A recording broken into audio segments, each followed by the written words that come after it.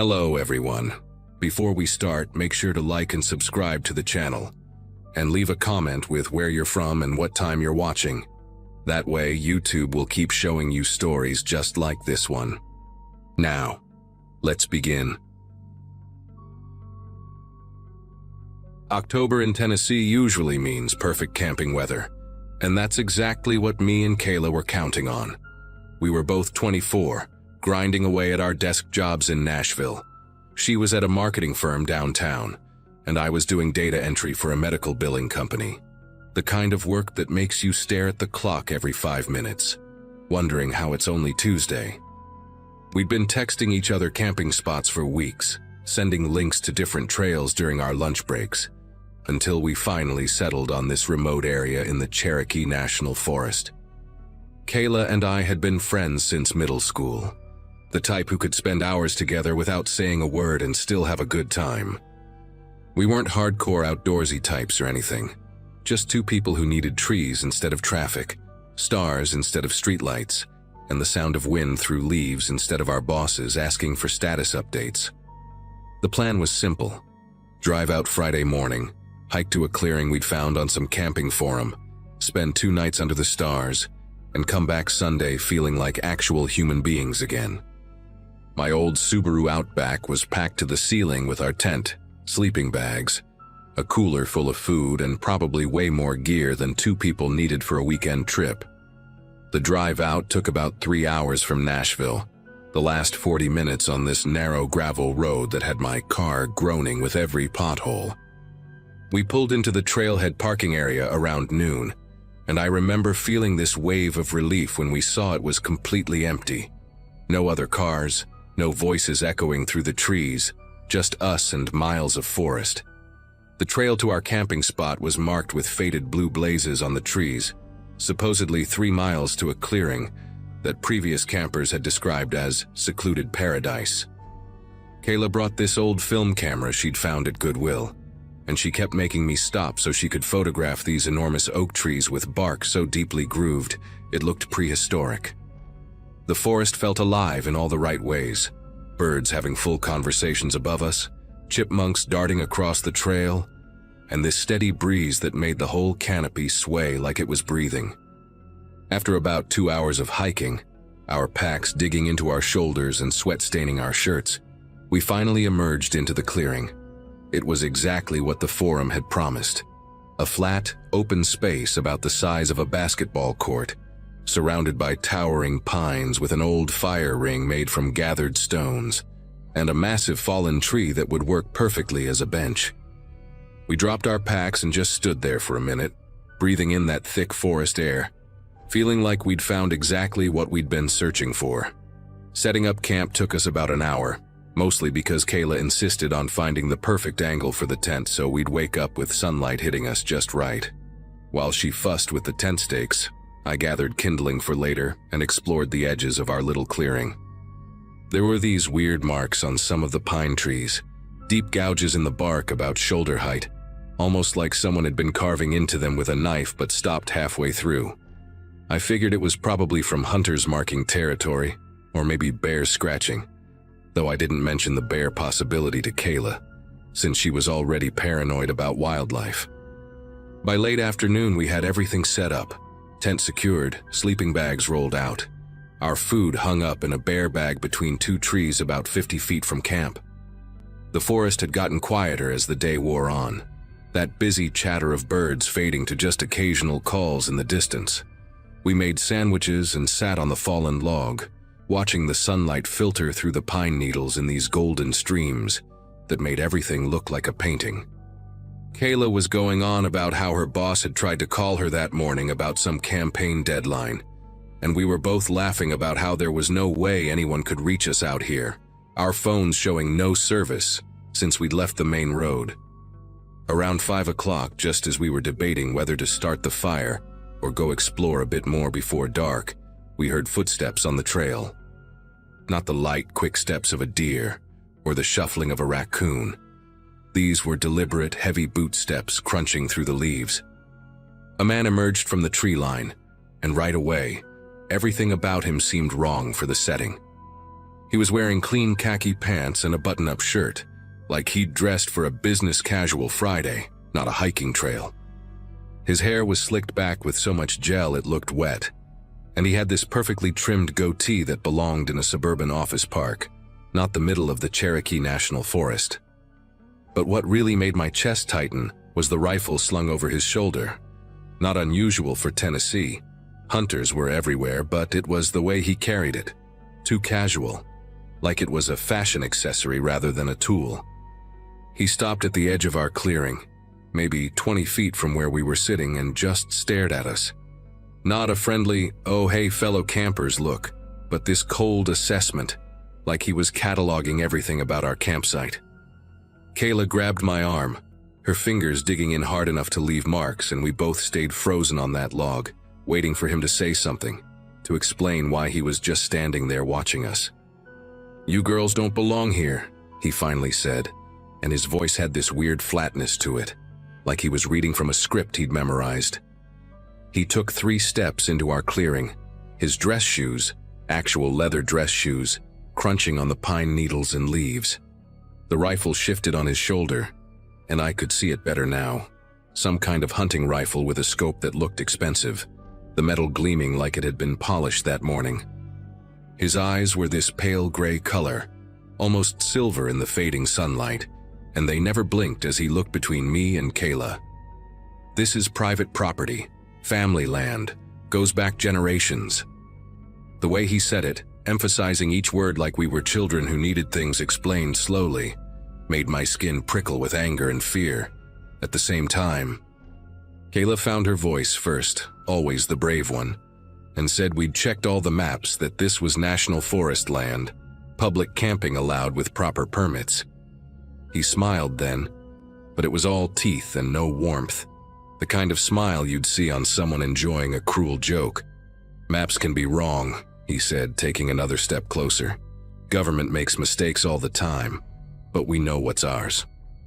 I stood up slowly, pulling Kayla with me, trying to keep my voice steady as I told him we'd leave immediately if there was a misunderstanding. My legs felt like water, but I forced myself to move toward our tent, thinking if we could just pack up quickly and get out of there, everything would be fine. But he moved too, positioning himself between us and the trail we'd come in on, still with that horrible empty smile stretched across his face. "Where you from?" he asked, like we were having a normal conversation, like he wasn't blocking our only exit.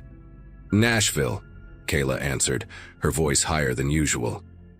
"City girls," he said, almost whispering it, like it was a curse word.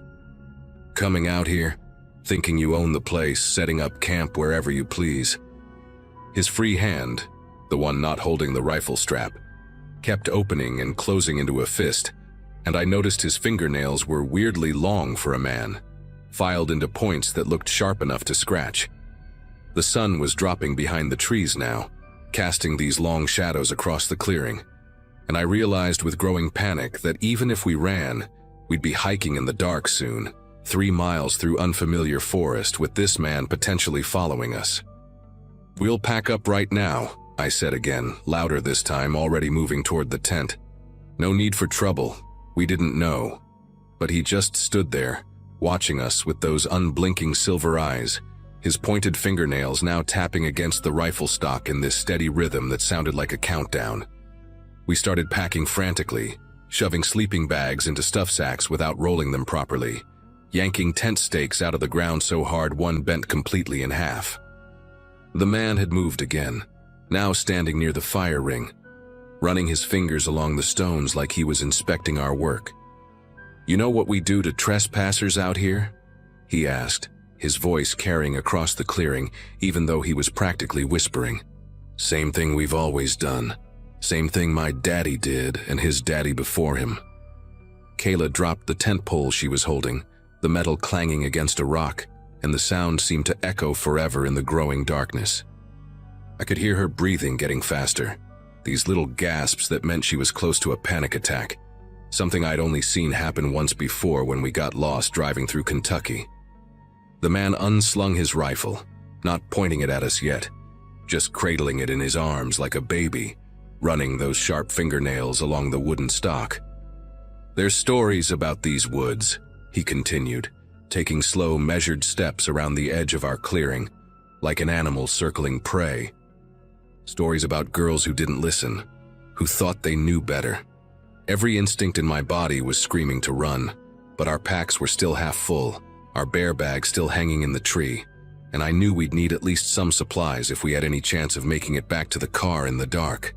Then we heard it, another set of footsteps coming from the opposite side of the clearing, from deeper in the forest where no trail existed. A second man emerged, younger, maybe early 20s, with the same silver eyes but wild, uncombed hair that hung to his shoulders in greasy strands. He was wearing overalls with no shirt underneath, his chest covered in these intricate scars that looked deliberate, like someone had carved patterns into his skin. "Found them just like you said, Uncle Roy," the younger one called out, and his voice had this sing-song quality that made everything he said sound like a taunt. He was carrying something in his right hand. At first I thought it was a stick, but as he got closer I could see it was a machete, the blade rusty except for the edge, which gleamed sharp and clean. 2 of them, just like those ones from last spring. My whole body went rigid at that comment. Kayla made this small whimpering sound and grabbed my hand, squeezing so hard I thought my bones might break. Uncle Roy, apparently that was the first man's name, smiled wider, showing teeth that were too white, too perfect, like dentures that didn't quite fit his mouth. "City girls never learn," he said, shifting his rifle so it was pointed vaguely in our direction. Not quite aimed, but close enough to make the threat clear.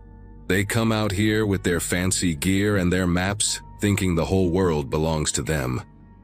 The younger one laughed, this high-pitched giggle that didn't match his scarred chest and wild appearance, spinning the machete in his hand like a baton. "Please," I heard myself say, surprised that my voice came out at all. "We're leaving, right now. We won't tell anyone about this place, we promise." But even as the words left my mouth, I knew how pathetic they sounded. The nephew, I couldn't think of him any other way, had moved to block the other side of the clearing, the side that led deeper into the forest. We were trapped between them, 2 girls with half-packed camping gear against 2 armed locals who knew every tree, every rock, every hiding spot for miles. Uncle Roy took the rifle off his shoulder completely now, checking the chamber with practiced ease. "You know what the problem is with promises from city folk?" he asked, not really expecting an answer. "They don't mean nothing, just words, like when the government promised to leave our land alone." He spat on the ground, this thick wad of tobacco juice that landed near our tent. The darkness was coming fast now, that sudden mountain darkness where one minute you can see everything and the next you can barely make out shapes. Our flashlights were in our packs, but reaching for them felt like it might trigger something, might make these men stop talking and start doing whatever they'd been planning since they found us. Kayla's panic attack was getting worse. I could feel her whole body shaking against mine, could hear those gasping breaths getting shorter and shorter. Without warning, Uncle Roy raised the rifle and fired into the air, the sound exploding through the clearing like thunder. Both Kayla and I screamed, dropping to the ground instinctively, our ears ringing from the blast. When I looked up, both men were laughing, the nephew actually doubling over and slapping his knee like it was the funniest thing he'd ever seen. "Run!" Uncle Roy said, lowering the rifle until it was pointed directly at us. "You got 30 seconds head start. Better make them count." For a heartbeat, neither of us moved, our brains refusing to process what was happening. Then the nephew started counting, loud and slow. 1 Mississippi, 2 Mississippi. Kayla yanked me to my feet and we ran, leaving everything behind, our tent, our packs, our phones, everything except the clothes on our backs. We crashed through the underbrush in the opposite direction from both men, branches tearing at our faces and arms, roots trying to trip us with every step. Behind us, I could hear the nephew's voice getting fainter. 15 Mississippi. 16 Mississippi. My mind was racing, trying to remember anything about the area from the maps we'd studied. There was a creek somewhere to the east, and if we could find it, we could follow it downstream to eventually hit a road. But in the darkness, with no compass, no light, east might as well have been Mars. We kept running, our breathing so loud I was sure they could track us by sound alone, waiting for the counting to stop, waiting for the hunt to begin. The counting stopped at 30, and then we heard the worst sound possible, whooping and hollering like this was some kind of celebration. Another gunshot cracked through the air, not aimed at us but fired into the sky, followed by that high-pitched laugh from the nephew. We kept running blind through the darkness, holding hands so we wouldn't lose each other, when suddenly Kayla's foot caught on something and we both went down hard. My knee hit a rock and I felt the skin tear open, warm blood immediately soaking through my jeans. But the pain was nothing compared to the terror when we heard branches breaking somewhere behind us, not far, maybe 100 yards. They were tracking us, and they were getting closer. Kayla pulled me behind a massive fallen tree, and we pressed ourselves against the rotting bark, trying to control our breathing. My heart was pounding so hard I was convinced they'd hear it. For maybe 5 minutes we stayed frozen there, listening to them crashing through the forest, sometimes closer, sometimes farther away. Then I remembered something. My car keys were in my pocket, and attached to them was a tiny LED keychain light my mom had given me. With shaking fingers, I pulled it out and clicked it on, the weak beam barely penetrating 3 feet into the darkness. But it was enough to see that we were near a steep slope heading downward, and at the bottom I could hear it, water running over rocks.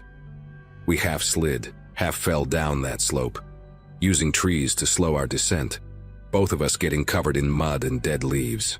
The creek was maybe 10 feet wide, shallow but moving fast, cold enough to take your breath away when we splashed into it. But we didn't stop, following it downstream, slipping on the algae-covered rocks, falling into the water over and over until we were soaked and shivering. Behind us, I heard Uncle Roy's voice, closer than expected. "They're in the water. Smart little things." Another gunshot, and this time I heard the bullet hit a tree somewhere to our left. We ran faster, the creek gradually widening, the sound of the water hopefully masking our splashing. After what felt like hours but was probably only 20 minutes, we saw lights through the trees, a house, then another, then the blessed sight of a paved road. We scrambled up the bank, our clothes weighing us down, and ran toward the nearest house where a porch light was on. The elderly woman who answered our frantic knocking took one look at us, soaked, bloody, crying, and immediately called 911 while pulling us inside. The police found our campsite destroyed, everything torn apart or stolen, but no trace of the 2 men. They said there were no families owning private land in that area, that it had been federal forest for 50 years. But they also said there had been other reports, other campers who'd been run off by locals claiming ownership, though none who'd been shot at before. Kayla and I drove back to Nashville in silence the next day, after giving our statements and declining to press charges we weren't even sure could stick. We never went camping again, and we never talked about that night after the first week. But sometimes I Google that area, looking for news stories about missing hikers, hoping I never find what I'm afraid is out there.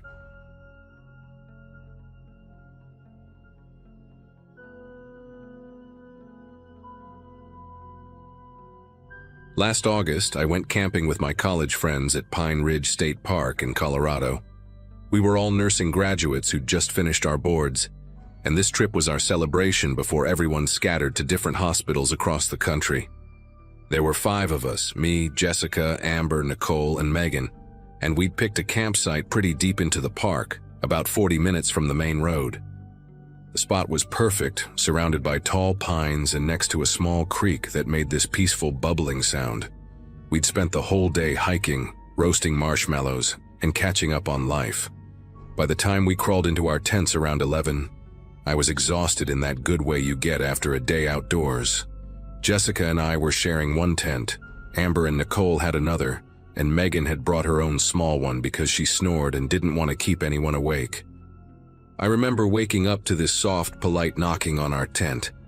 Not banging or scratching, just 3 gentle taps, like someone knocking on an office door. My phone showed 2:07 a.m. when I checked it, the brightness making me squint. At first, I thought maybe Megan needed something. Maybe she'd forgotten her water bottle or had to use the bathroom and was scared to go alone. But then I heard this voice, and it definitely wasn't Megan's. "Excuse me?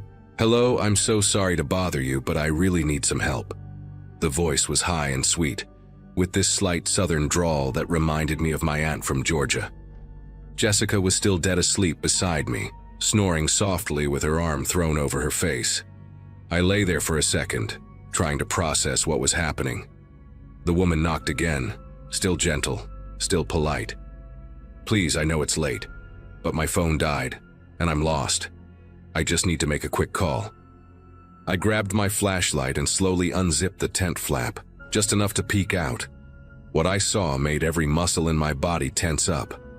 There was a woman standing about 3 feet from our tent, and she looked completely out of place. She was wearing a floral sundress, the kind with tiny yellow daisies on white fabric, and these strappy sandals with little heels. Her hair was done up in this elaborate bun with what looked like pearl pins holding it in place. She had on full makeup too, red lipstick and everything, like she'd just come from a wedding reception or a fancy dinner. But here's what really got me. She had absolutely nothing with her. No backpack, no purse, no phone, no flashlight, no jacket. Nothing. The nearest parking area was at least a 30-minute hike through rough terrain, and she was standing there in heels and a sundress like she'd just stepped out of a garden party. The woman smiled when she saw me, and it was this perfectly normal, friendly smile that you'd expect from someone asking for directions at a grocery store. "Oh, thank goodness you're awake. I'm so embarrassed, but I got separated from my group, and I've been walking for hours trying to find my way back to the parking lot." Her voice never wavered, stayed perfectly pleasant and calm. I asked her what group she was with, and she tilted her head slightly, like she was thinking. "We were having a little get-together, a celebration actually, but I went for a walk to see the stars and I guess I wandered too far." She laughed, this tinkling little sound that seemed rehearsed. "The thing is, there were no other campsites near us. We'd specifically chosen this spot because it was isolated. And there definitely weren't any celebrations or parties happening in the middle of the forest on a random Friday night." I told her I could let her use my phone, and I started reaching back into the tent to grab it from my sleeping bag. That's when she took a step closer and said, "Actually, would you mind walking me back to the main trail? I'm terrible with directions and I'd probably just get lost again." She clasped her hands in front of her, like she was praying, and gave me this hopeful look. Every instinct I had was screaming at me that something was wrong with this whole situation. Who gets lost in heels? Who goes for a nighttime walk in the forest wearing a sundress? And how did she even find our specific campsite in the dark? I told her I'd wake up my friends and we could all help her together. The moment I said that, her expression changed for just a split second. This flash of frustration crossed her face before the smile snapped back into place. "Oh no, please don't wake them. I'd feel so guilty disturbing everyone." "You seem so kind, couldn't you just point me in the right direction?" Before I could answer, I heard something that made my whole body go rigid. From somewhere behind the woman, deeper in the forest, came this low whistle. Not a bird, it was definitely human. The woman didn't react to it at all, didn't turn around, didn't acknowledge it, just kept staring at me with that same pleasant smile. Then another whistle answered from the opposite direction, maybe 50 feet to our left. And another one behind our tents. My heart was pounding so hard I could hear it in my ears. The woman was still talking, something about how she just needed a few minutes of my time, but I wasn't listening anymore. I was counting the whistles. There were at least 4 different directions they were coming from, and they were getting closer. The woman must have noticed my expression because she reached out her hand toward me. "Please, honey, I really need your help. Just come with me for a minute." Her fingers were inches from the tent flap, and that's when I noticed her nails. They were caked with dirt underneath, like she'd been digging in the ground.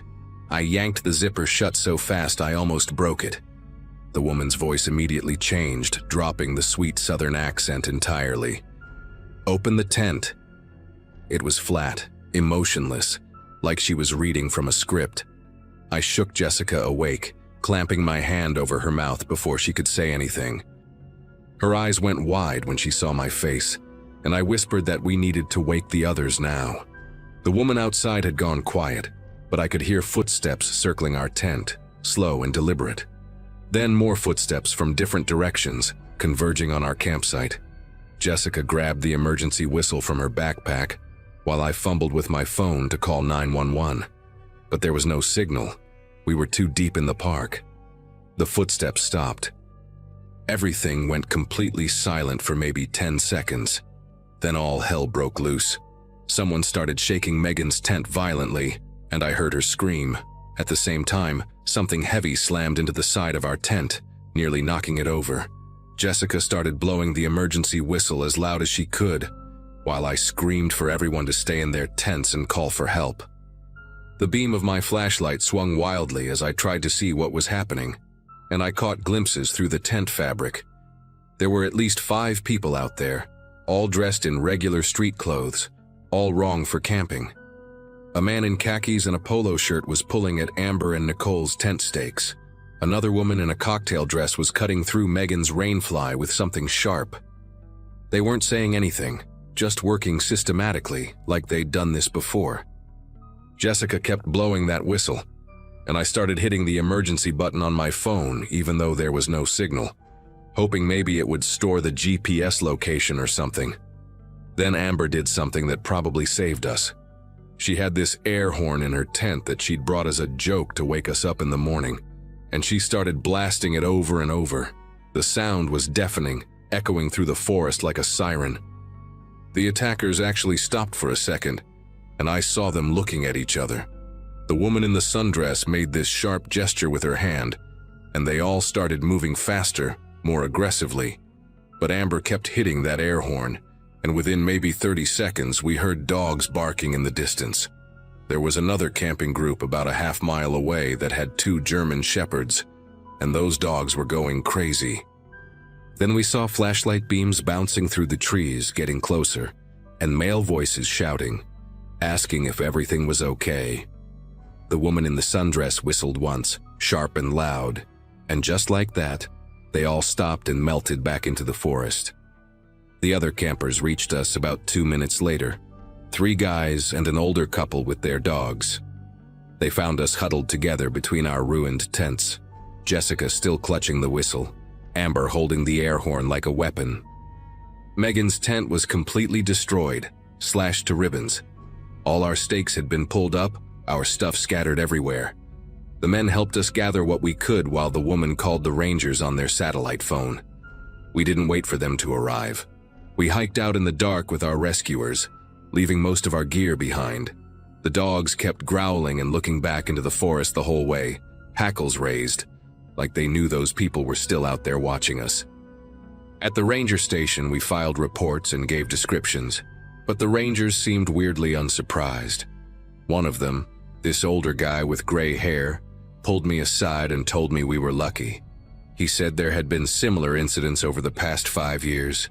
Groups of people in strange clothes approaching campers at night, always with some polite request for help, always trying to separate one person from their group. He showed me a map with red pins marking the incidents, and there were at least 12 of them, all in remote camping areas within a 100-mile radius. The most recent one before ours had happened just 3 weeks earlier. A solo hiker who'd thankfully locked himself in his car when a well-dressed elderly man knocked on his tent at 3 a.m. asking for jumper cables. The ranger said they suspected it was some kind of organized group, maybe human traffickers or something worse, but they could never find any trace of them afterward. No footprints, no campsite, no vehicles, nothing. Just traumatized campers and destroyed gear. He gave me his direct number and said to call if I remembered any other details. 2 months later, I got a call from him. They'd arrested 8 people after they tried the same thing on an off-duty cop who was camping with his family. Turns out it was this group that had been kidnapping campers for years, taking them across state lines. They'd pick isolated spots, send in someone non-threatening looking first to gauge the situation, then attack if they couldn't lure someone away peacefully. The woman in the sundress was apparently the ringleader's wife. We were lucky that night, luckier than I probably realize even now. Sometimes I think about what would have happened if I'd stepped out of that tent to help her, if Jessica hadn't woken up, if Amber hadn't brought that air horn. The ranger told me they found evidence that the group had been watching us all day, waiting for night to fall. They'd probably seen 5 young women and thought we'd be easy targets. What still haunts me is how normal that woman seemed at first, how her request for help was so reasonable sounding. I've gone camping since then, but never without a satellite phone, never in isolated spots, and I always trust my gut when something doesn't add up. If someone knocks on your tent in the middle of the night, no matter how polite they sound, no matter how much they say they need help, don't open it. Real hikers in trouble don't approach sleeping campers at 2 a.m. dressed for a dinner party. They just don't.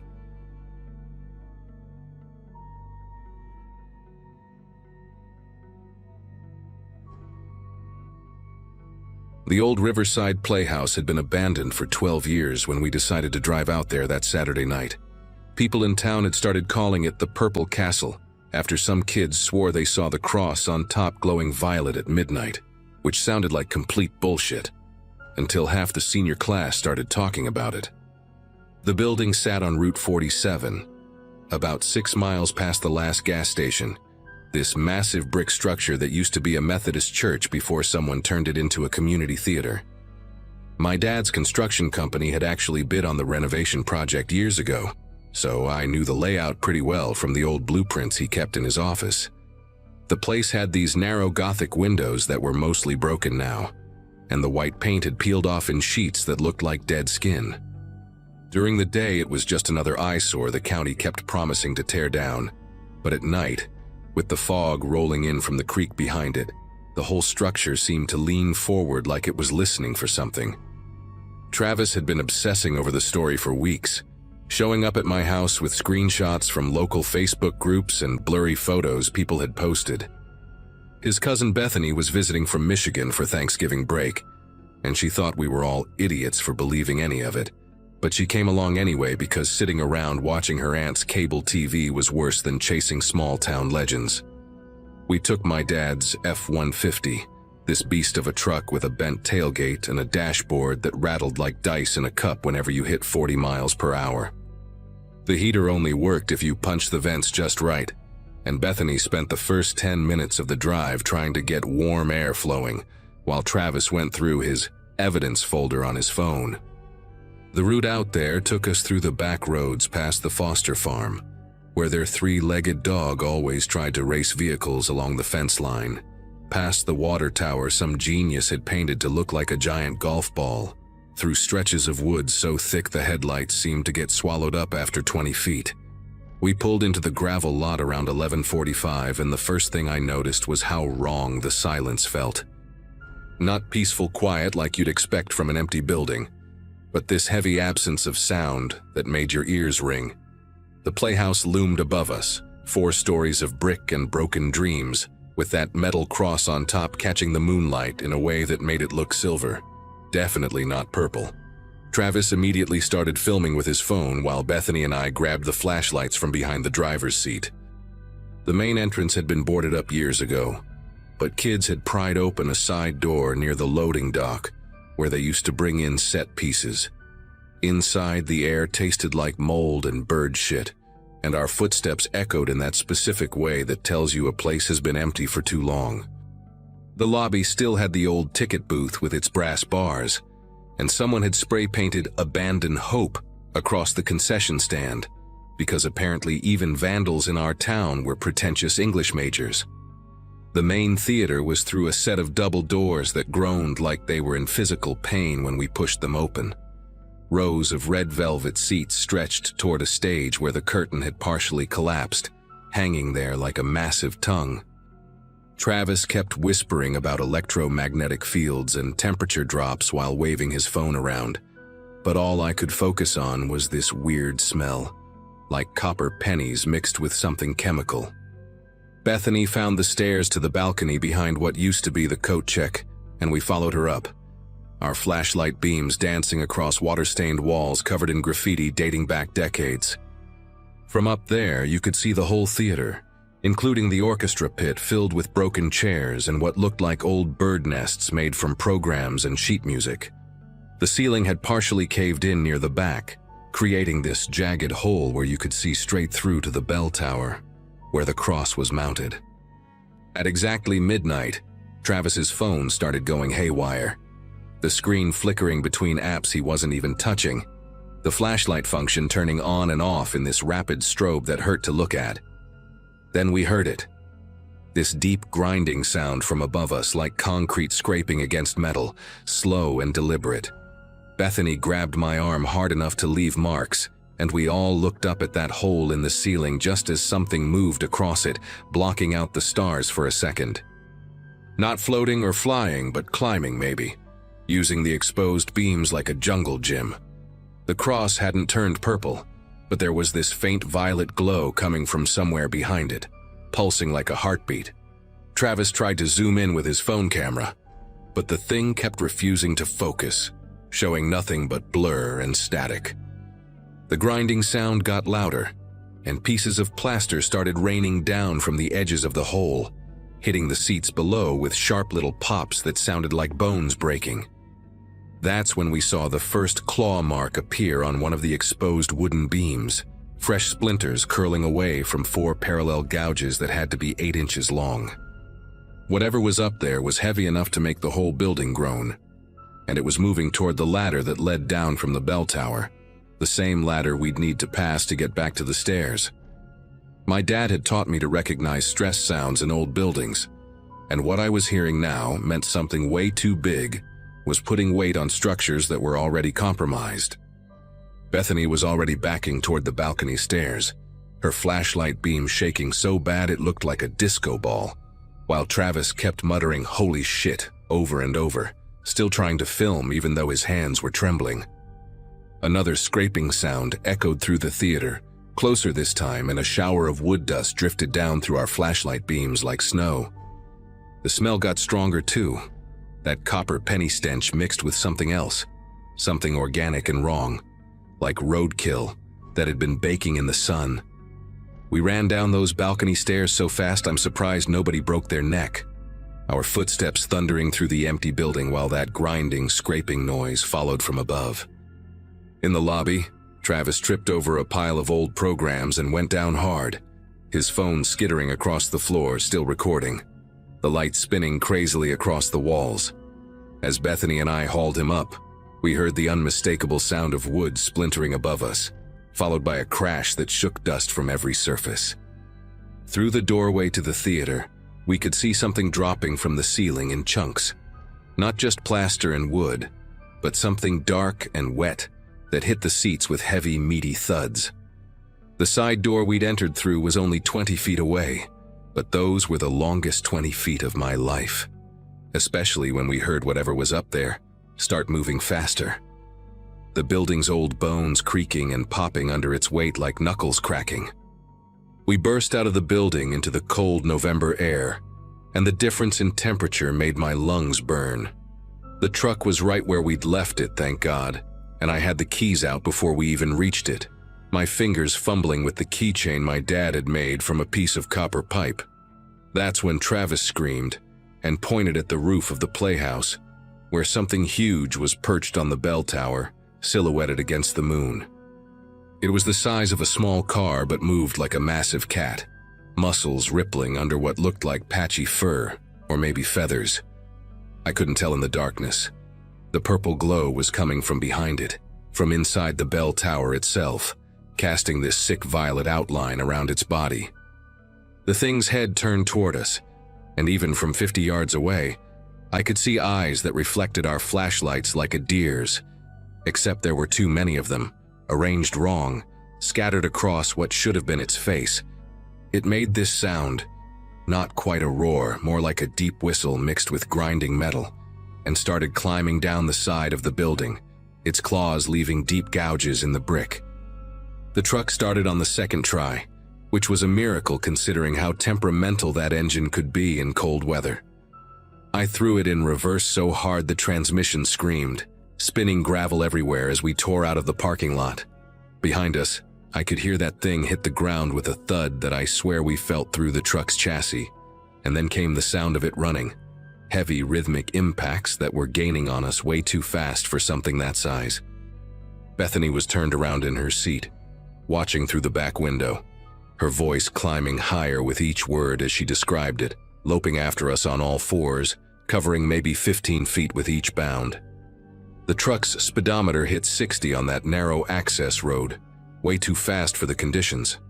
But I didn't care because in the side mirror I could see those eyes getting closer, all 6 or 7 of them glowing in the reflection of our taillights. Then it jumped, and I mean really jumped, launching itself through the air in this impossible arc that brought it down right in the truck bed with an impact that lifted the front wheels off the ground for a second.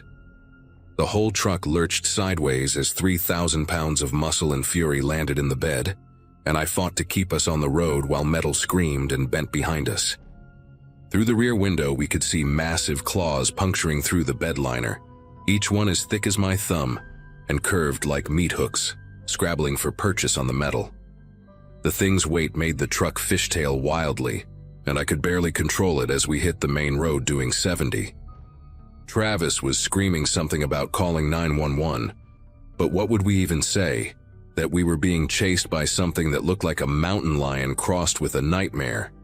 The creature's face pressed against the back window for one horrible second, and up close I could see it had skin like a bat's wing stretched over too many bones.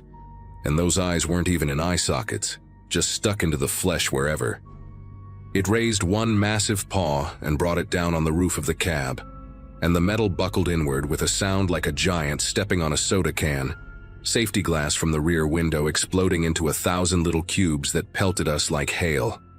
Just when I thought the roof was going to collapse completely, we hit the bridge over Miller's Creek doing almost 80, and the sudden change from asphalt to concrete joints made the whole truck bounce violently. The creature lost its grip for just a second, sliding backward in the truck bed with a furious shriek that sounded like tearing sheet metal. That's when I remembered the railroad crossing about a quarter mile ahead, the one where you had to slow down to almost nothing unless you wanted to destroy your suspension. But slowing down meant giving that thing another chance to get at us through the now open rear window. I made the choice to hit it at full speed, yelling at Travis and Bethany to brace themselves. The impact when we hit those tracks was brutal, launching the entire truck airborne for what felt like forever, but was probably only a second or two. I heard the creature hit something hard as it got thrown from the bed, followed by the sound of it crashing through the woods beside the road, branches snapping like firecrackers. I didn't stop driving until we reached the 24-hour gas station at the edge of town, pulling up right under the brightest lights near the door. My dad's truck looked like it had been attacked by a gang with sledgehammers and pickaxes. The roof caved in, the bed torn to shreds with those massive claw marks gouged deep into the metal, some of them going clean through. The tailgate was hanging by one hinge, and there was this thick, dark substance splattered across the bed that smelled like a mixture of tar and spoiled meat. Travis threw up in the parking lot while Bethany called her mom with some story about hitting a deer. We never reported it to the cops, never went back to check on anything, just told my dad that vandals had trashed his truck while we were at a movie. He didn't believe us, obviously, but what was the alternative explanation? The local news ran a story 3 days later about a bear being spotted near the old playhouse, showed some blurry trail cam footage of something large moving through the trees. They brought in wildlife experts who said black bears sometimes grow much larger than usual when they have access to consistent food sources, maybe from the dumpsters behind the abandoned building. But I know what bears look like, and that thing had too many joints in its legs, too many eyes, and no bear leaves claw marks that go through quarter-inch steel. The Purple Castle is still standing out there on Route 47, and sometimes I drive past it during the day, but I always speed up when I do, and I never ever look at it after dark.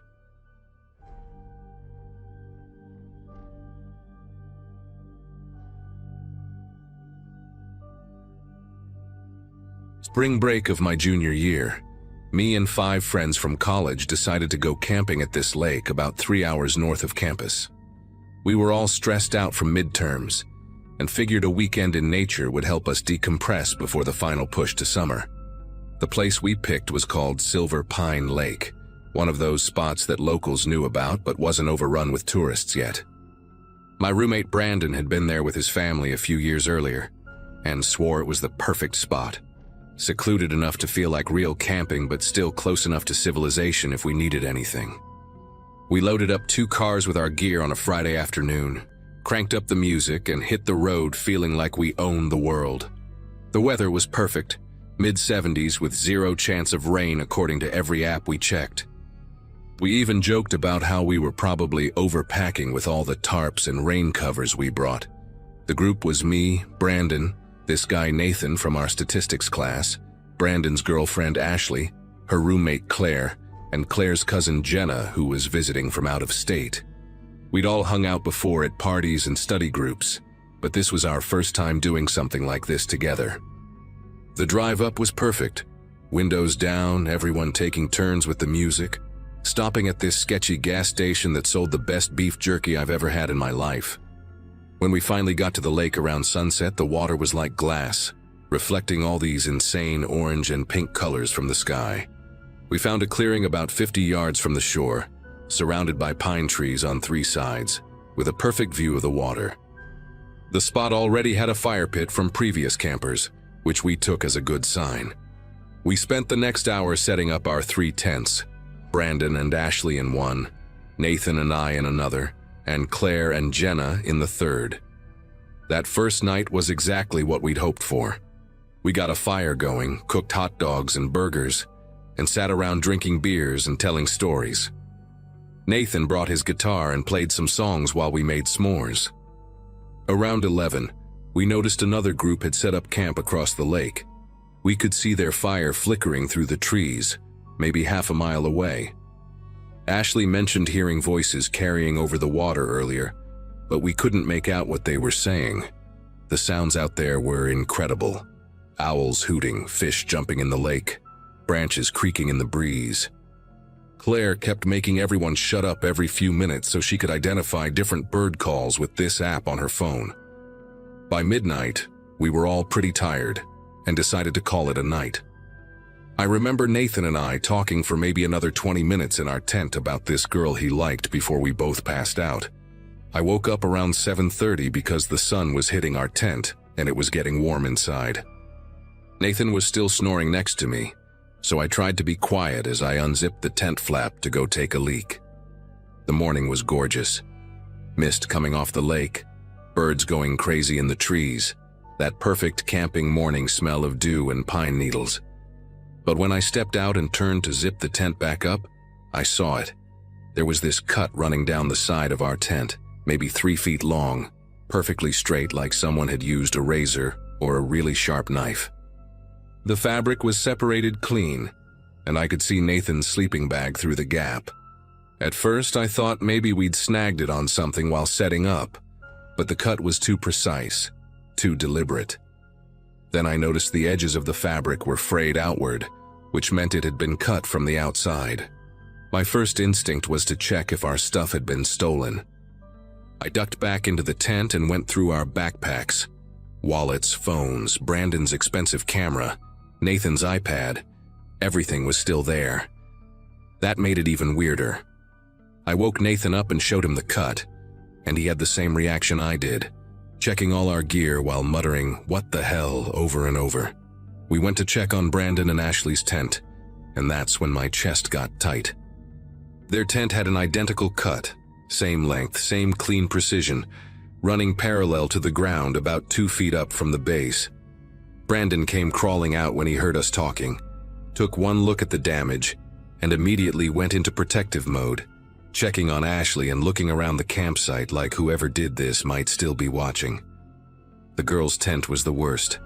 2 cuts, forming an X pattern on the side facing the woods. Nobody wanted to say it out loud at first, but we all knew this was intentional. Someone had walked through our camp while we were sleeping and cut our tents with something sharp. But why? Nothing was missing, nobody was hurt, and there were no footprints or disturbed ground that we could see. Jenna pointed out that whoever did this had to be incredibly quiet. We were only 10 feet apart from each other, and nobody heard anything. The cuts were so clean that the person must have used a fresh blade, probably a box cutter or hunting knife. Ashley was trying to stay calm, but I could see her scrolling through her phone, probably checking if there was enough signal to call someone. Claire walked around the perimeter of our camp, using her phone to take pictures of everything, saying we should document this in case we needed to file a police report later. Brandon found a long stick and started poking through the bushes around our site, like he was expecting to find someone hiding there. We had a group meeting by the dead fire pit, everyone still in their sleep clothes, trying to figure out what to do. Nathan suggested it might have been animals, maybe a bear investigating our camp, but we all knew that was bullshit. Bears don't make surgical cuts in perfect lines. Brandon wanted to pack up and leave immediately, but Ashley pointed out it was only 8 in the morning, and we'd driven 3 hours to get here. Plus, we'd already paid for 2 nights at the campsite. Claire had a different theory. Maybe it was some kind of local hazing thing, teenagers from a nearby town messing with out-of-state campers. She'd found a forum post from 2 years ago mentioning vandalism at Silver Pine Lake, though nothing specifically about tent cutting. We spent the next hour going through everything, checking the car tires, making sure nothing else was damaged. I walked down to the lake shore, partly to clear my head, and partly to see if there were any other campers around who might have seen or heard something. The campsite across the lake was already empty. Their fire pit was cold when Nathan and I hiked over there around 9:30, but there were fresh tire tracks leading out to the access road.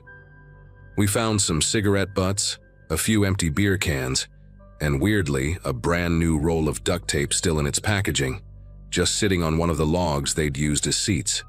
Nathan picked it up, and we both had the same thought. Why would someone leave this behind? On our walk back, we ran into an older couple camping about a quarter mile down the shore. They had this massive RV and were cooking breakfast outside.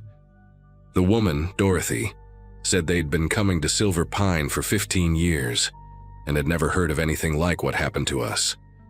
Her husband mentioned seeing headlights moving through the woods around 2 in the morning, but he figured it was just someone arriving late. He said the lights stopped for about 10 minutes near where our camp would be, then continued toward the other side of the lake.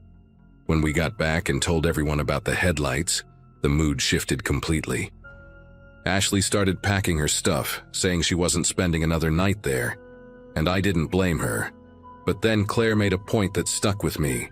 Whoever did this wanted to scare us, and if we left, they won. She suggested we stay but take precautions. We could move our tents closer together, take shifts staying awake, and keep the fire going all night. Nathan said his dad had taught him how to set up a perimeter alarm with fishing line and empty cans, which sounded paranoid at the time, but everyone agreed to it. We spent the rest of the morning fixing our tents with the duct tape we'd found, which seemed like cosmic irony, using what might have been the vandals' own supplies to repair their damage. Brandon drove into town, about 20 minutes away, to buy more supplies, batteries for flashlights, an air horn, some rope, and enough energy drinks to keep whoever was on watch awake. The day passed slowly, with this weird tension hanging over everything. We still swam in the lake, made lunch, played cards, but everyone kept scanning the tree line, looking for movement. Around 4 in the afternoon, 2 guys in a small fishing boat came close to our shore. They looked like they were in their 30s, wearing matching camo jackets even though it was 70 degrees out. They didn't fish, just drifted there for about 15 minutes, staring at our camp. When Brandon waved at them, they didn't wave back, just started their motor and headed toward the far end of the lake. Jenna took photos of them with her phone, zooming in as much as she could. Later, when we looked at the pictures, we noticed one of them had what looked like a knife sheath on his belt, the kind hunters use for skinning deer. The other guy had been holding something in his lap the whole time. We couldn't tell what it was from the photos, but it was wrapped in a dark cloth. By nightfall, we had our defenses set up. The tents were arranged in a tight triangle with the fire pit in the center, and Nathan's alarm system created a circle about 20 feet out. We agreed on 3-hour shifts, 2 people awake at all times, 1 tending the fire and 1 walking the perimeter with a flashlight. Brandon and Ashley took first watch, Nathan and I had middle shift from 1 to 4, and Claire and Jenna would handle the early morning. We tried to act normal, making dinner and talking around the fire, but everyone was on edge. Every snapping twig made us jump, every shadow looked like a person. Around 11, just as Claire and Jenna were getting ready to sleep, we heard an engine in the distance. Headlights swept through the trees on the access road, moving slowly like before. The vehicle stopped at the same spot the couple had described, and the engine cut off.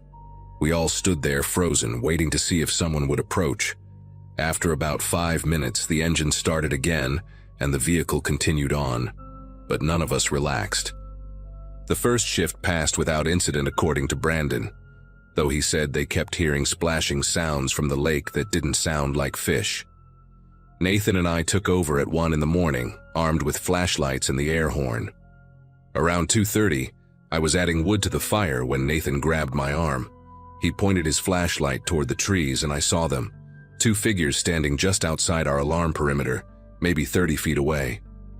They weren't moving, just standing there watching us.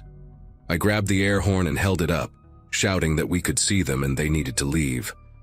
They didn't respond, didn't move, just stood there for what felt like forever, but was probably only 30 seconds. Then they turned and walked back into the woods. No rushing, no running, just calmly walking away like they had all the time in the world. We woke everyone up immediately, and nobody went back to sleep. We spent the rest of the night huddled around the fire, taking turns watching different directions, until the sun finally came up, and we could see the lake clearly again. We packed up everything in record time that morning, nobody even suggesting we should stay for the second night we'd paid for. While we were taking down the tents, Claire found something that made us all stop. There were fresh cuts in the fabric again, smaller this time, just 2 or 3 inches long, on the back sides of each tent where we couldn't see from the fire. These cuts were different though, arranged in patterns. 3 parallel lines on mine and Nathan's tent, a small triangle on Brandon and Ashley's, and what looked like the letter V on the girls' tent. They must have done it while we were all watching the 2 figures at the front of our camp. There had been more of them circling us, marking our tents while we were distracted. The realization that we'd been surrounded, that they'd gotten that close even with all our precautions, made everyone move even faster. We threw everything into the cars without even folding it properly, just wanting to get out of there. On the drive home, nobody talked much at first. Then Ashley pulled up local news on her phone and found something that made us pull over. 3 weeks before our trip, a family had abandoned their campsite at Silver Pine Lake in the middle of the night, after finding their tents slashed. A week before that, a couple reported similar vandalism to the Park Service. The article mentioned that rangers were investigating but had no leads. We never reported what happened to us. We just wanted to forget about it and move on. But sometimes I think about those 2 figures standing in the darkness, patient and calm, like they had done this before and would do it again. I think about the precision of those cuts, the deliberate patterns, and wonder what would have happened if we'd stayed that second night. Brandon still has the photos Jenna took of the guys in the boat, and Claire kept all her documentation, but we never did anything with them. We found out later that Silver Pine Lake was temporarily closed for maintenance 2 weeks after our trip, though I wonder if that was really the reason. None of us have been camping since.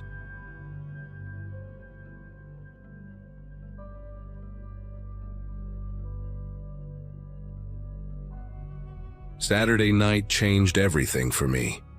And honestly, I'm hoping someone here might have gone through something similar because I'm still trying to make sense of it all. I'm a 28-year-old park ranger in Montana, and I've been doing night hikes for years. It's part of my job to know these trails like the back of my hand.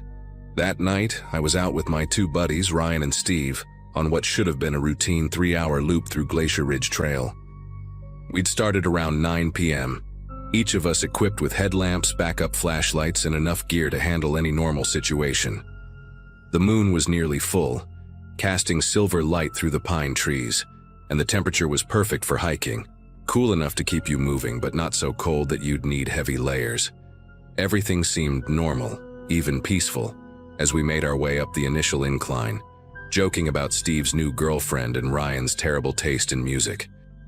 About an hour into the hike, we reached the steepest part of the trail, where the path narrows and winds between massive boulders that look like ancient sentinels in the darkness. Ryan was leading, I was in the middle, and Steve was bringing up the rear. We always kept this formation because Steve had a habit of stopping to examine random plants or rocks, and this way we wouldn't lose him. The sound of our boots crunching on the gravelly path created a rhythm that was almost hypnotic, punctuated by the occasional crack of a branch or the distant call of an owl. But then I realized that rhythm was off. Instead of 3 sets of footsteps, I was only hearing 2. I stopped and turned around, expecting to see Steve right behind me, maybe bent over looking at something with his flashlight. But there was nothing except the empty trail stretching back into the darkness, my headlamp beam catching only the dust particles we'd kicked up. "Ryan, hold up!" I called out, and heard his footsteps stop ahead of me. "Steve's not behind us." Ryan came back down the trail, his headlamp bobbing with each step, and we both stood there scanning the path with our lights. The trail behind us was completely empty. No Steve, no movement, nothing. We started calling his name, our voices echoing off the rock faces around us, but the only response was our own voices bouncing back. Ryan pulled out his phone to call Steve, but of course there was no signal this deep in the mountains. We figured he must have stopped to take a leak or wandered off the trail to check something out.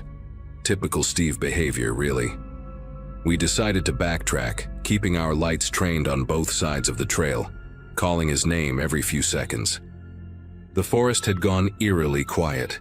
Even the usual nighttime sounds of small animals rustling through the underbrush had stopped. After about 5 minutes of walking back the way we came, Ryan grabbed my arm and pointed his light at the ground. There, clear as day in the dirt, were Steve's footprints. I recognized the distinctive waffle pattern of his hiking boots, the ones he'd bought just a week ago and wouldn't shut up about. The prints were fresh, the edges still crisp in the loose soil, and they were heading in the same direction we'd been walking. We followed them carefully, our lights focused on the ground, tracking each step. But then, right in the middle of the trail, the footprints just stopped. Not at the edge of the path, not near a rock or tree he could have climbed, but right there in the center of the trail. The last print was perfect, complete, as if he'd taken one more step and then simply ceased to exist. Beyond that point, the dirt was undisturbed, no drag marks, no signs of a struggle, no indication that anyone had been there at all. Ryan and I stood there staring at those footprints for what felt like forever, our minds trying to process what we were seeing. I got down on my knees and examined the area around the last print, running my fingers through the dirt, checking for any disturbance we might have missed. The soil was loose and would have shown any kind of movement.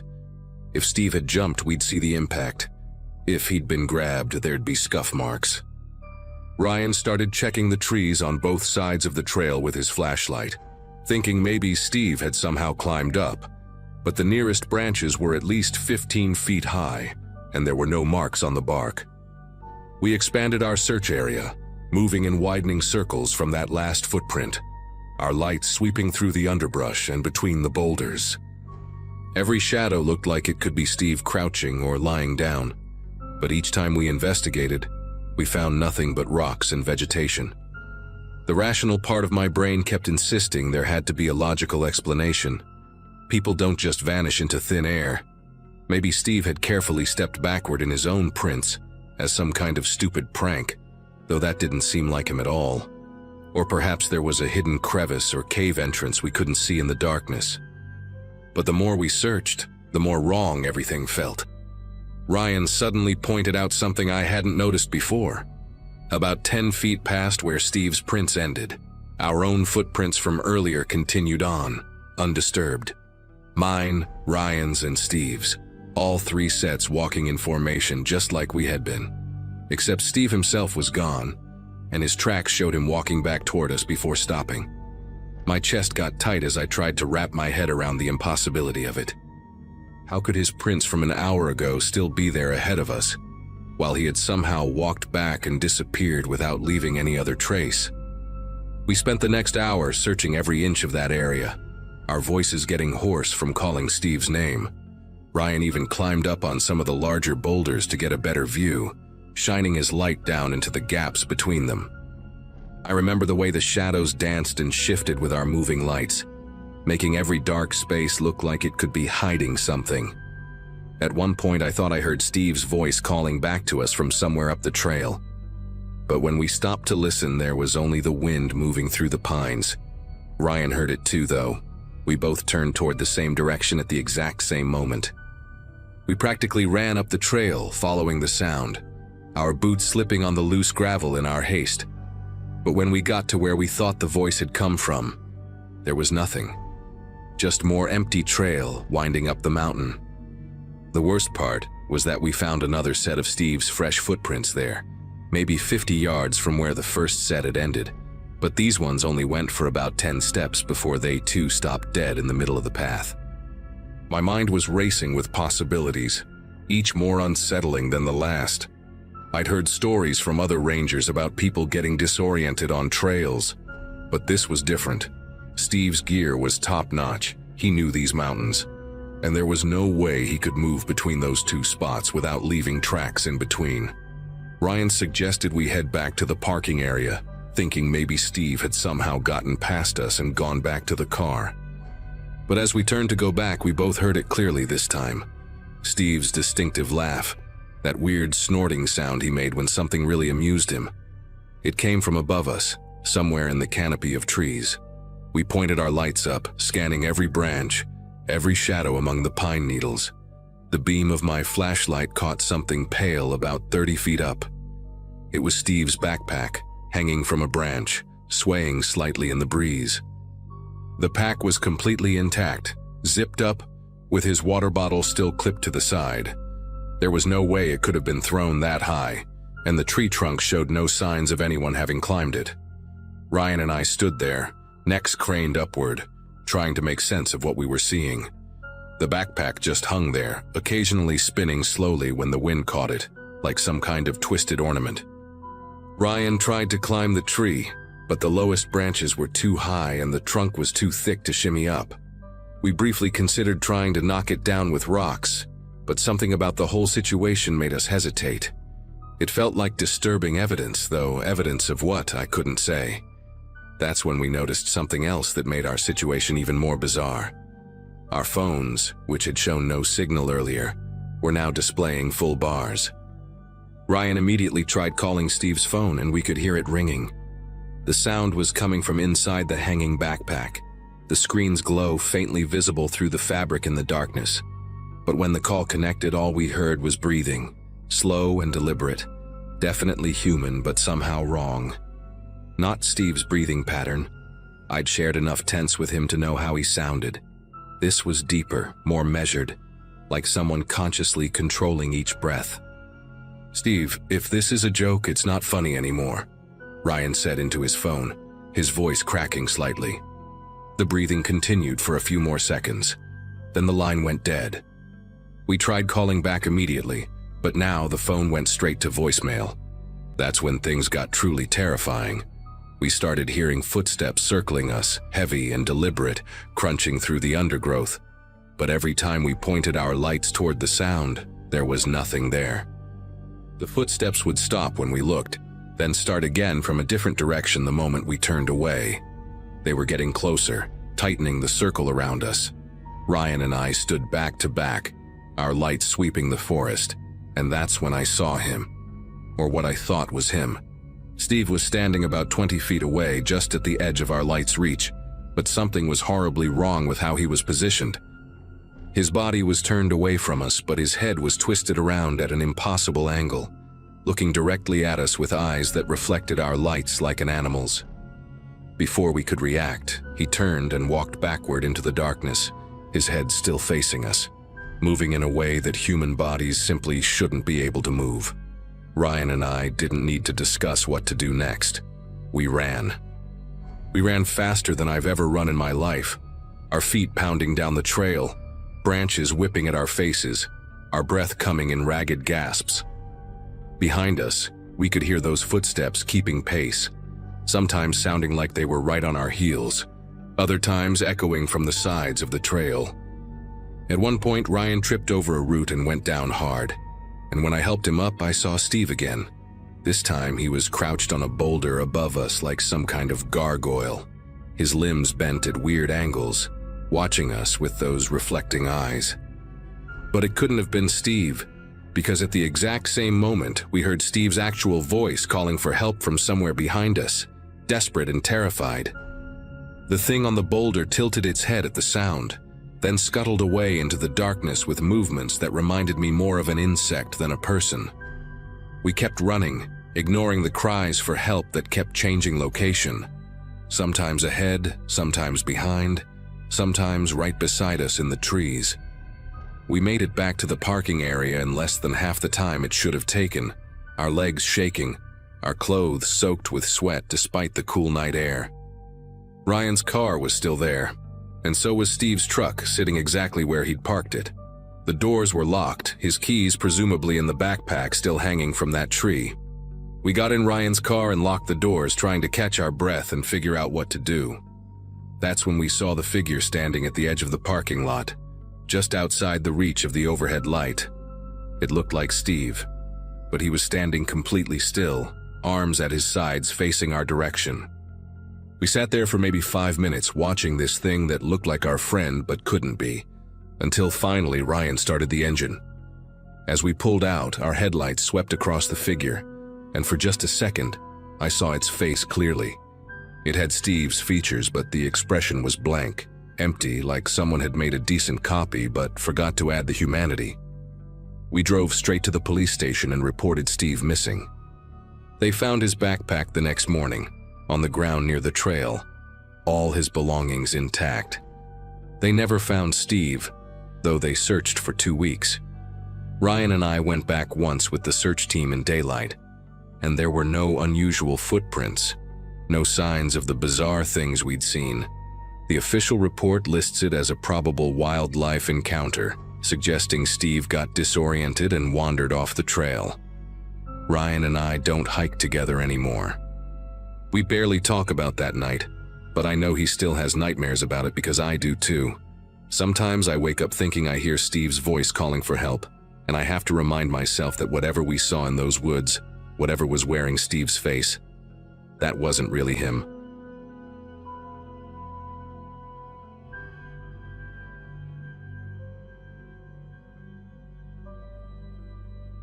The smell of campfire smoke still makes me nauseous. Every time I catch a whiff of it, at a backyard barbecue from a neighbor's chimney, my whole body tenses up and I'm right back at that campsite in Redwood National Park. It was supposed to be a peaceful getaway, just me and the giant trees for 4 days in early June.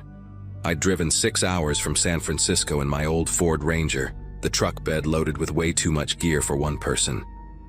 The divorce papers had been finalized 2 weeks earlier, and staring at code all day wasn't helping me process any of it. I needed silence, real silence, the kind you only get when you're miles away from cell towers and traffic. The park ranger at the entrance barely looked up when I signed in, just reminded me about proper food storage, and handed me a backcountry permit for Section 7, one of the more remote areas. The hike to my chosen spot took about 40 minutes, following a narrow trail that wound between trees so massive they made me feel like an ant. I picked a clearing near a small creek, one of those designated camping areas with a metal fire ring and a flat patch of dirt worn smooth by countless tents. The afternoon sun filtered through the canopy in these long golden beams that made everything look like a nature documentary.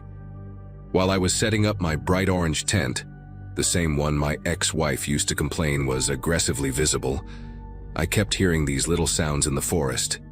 Normal stuff, birds and squirrels, branches creaking in the breeze.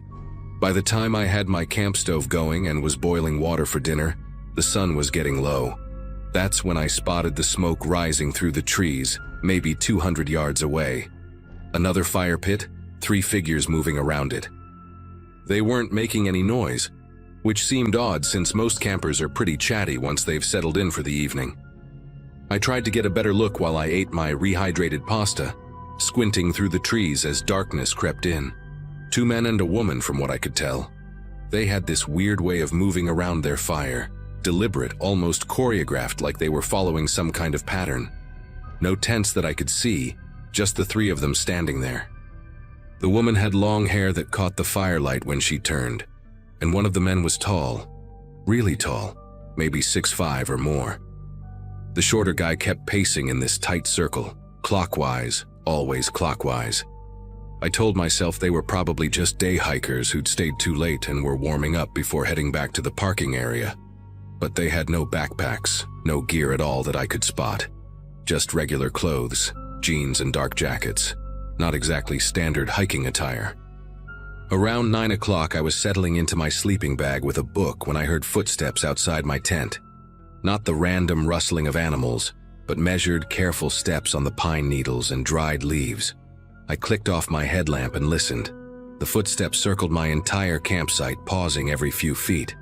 Through the mesh window of my tent, I could barely make out a shape against the dying embers of my fire. It was the tall one from the other campsite. He stood there for what must have been 5 minutes, completely still, just facing my tent. I held my breath, trying to figure out what to do. Call out? Pretend to be asleep? Grab my knife? Then he turned and walked back toward the trees, not hurried, not sneaking, just walking like he'd been out for an evening stroll. I watched his silhouette merge with the darkness between the redwoods. I didn't sleep after that. Every sound became a threat, the creek gurgling, wind through branches, even my own sleeping bag rustling when I shifted position. I kept the knife unfolded next to my pillow and checked my phone obsessively, even though I had no signal. Around midnight, I heard them talking. Not words exactly, but these low, rhythmic sounds that carried through the forest. It wasn't any language I recognized, more like a chant or maybe even humming, but deeper and more guttural. The sound would rise and fall in waves, sometimes getting loud enough that it seemed like they were right outside, then fading until I wondered if I was imagining it. At one point, I unzipped my tent just enough to peek out. Their fire was blazing now, much bigger than before, throwing wild shadows against the trees. I counted 5 people around it instead of 3. The worst part came around 2 in the morning. The chanting had stopped maybe 20 minutes earlier, and the forest had gone completely quiet.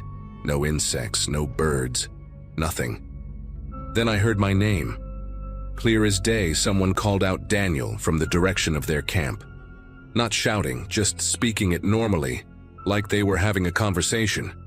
The thing is, I hadn't told anyone in the park my name. I'd signed the register as D. Coleman, and I hadn't talked to a single person since arriving. They called it out 3 more times, spacing it out every few minutes. Daniel. Pause. Daniel. Each time in that same conversational tone, like they were checking if I was awake. My whole body was rigid with fear, and I was gripping the knife so hard my knuckles ached.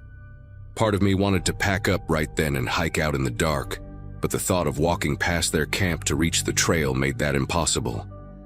Eventually, exhaustion won over fear, and I must have dozed off, because I woke up to sunlight filtering through my tent. It was maybe 6:30, and for a brief moment I thought I'd dreamed the whole thing. Then I unzipped my tent and saw my backpack. I'd left it hanging from a tree branch about 10 feet away, standard practice to keep animals from getting curious. But now it was on the ground, contents scattered everywhere. My water filter, first aid kit, and food were arranged in a perfect circle around the base of the tree. My clothes were folded into neat little squares and stacked like a pyramid. Even my socks were paired and lined up by color. But the really disturbing part was my wallet.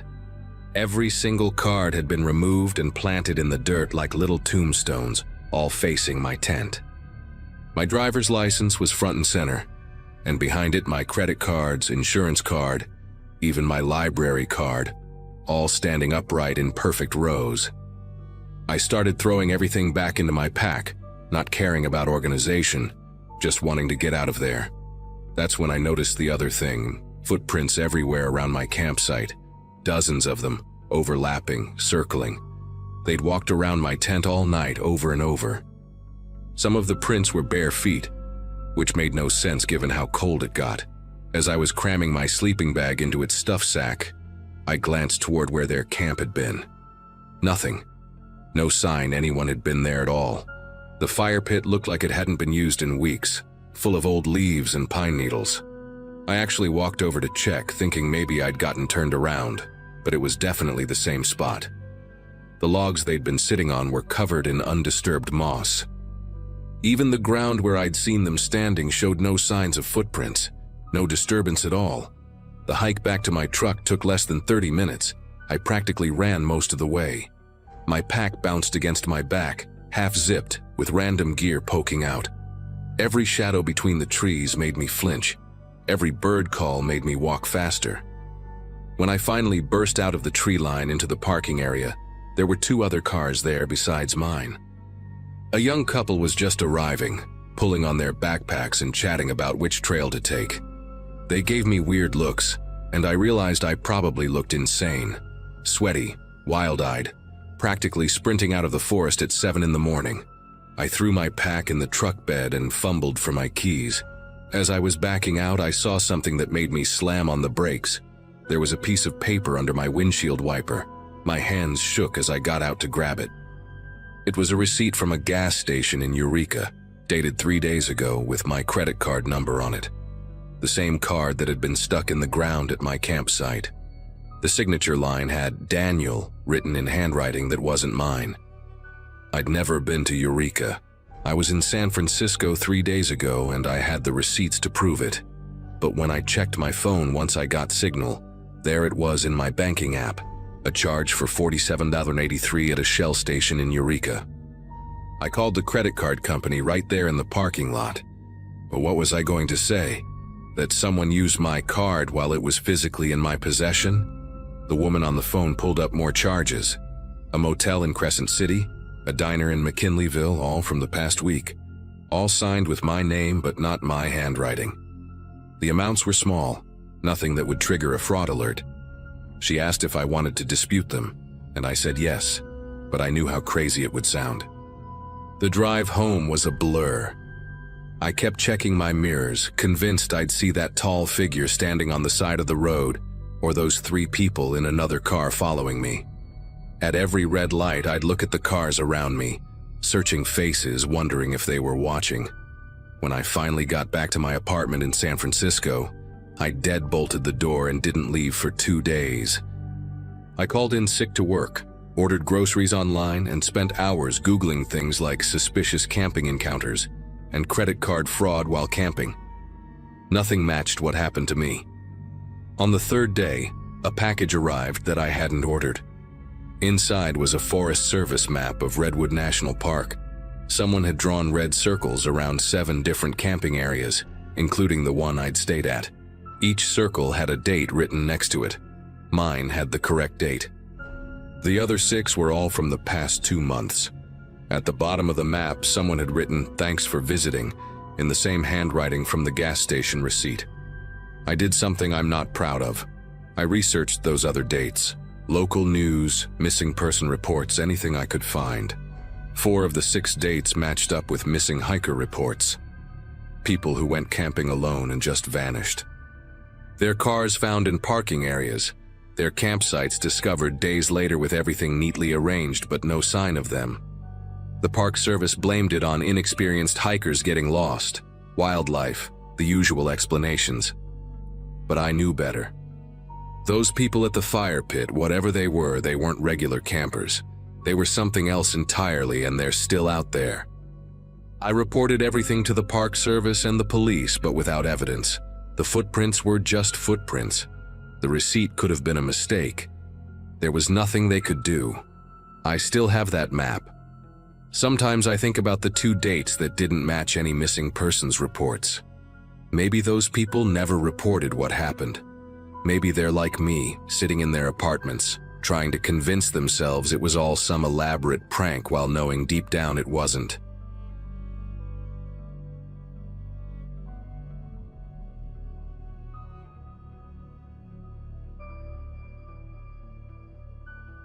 I remember that trip clearly because it was supposed to be one of the most relaxing weekends I'd had in a long time.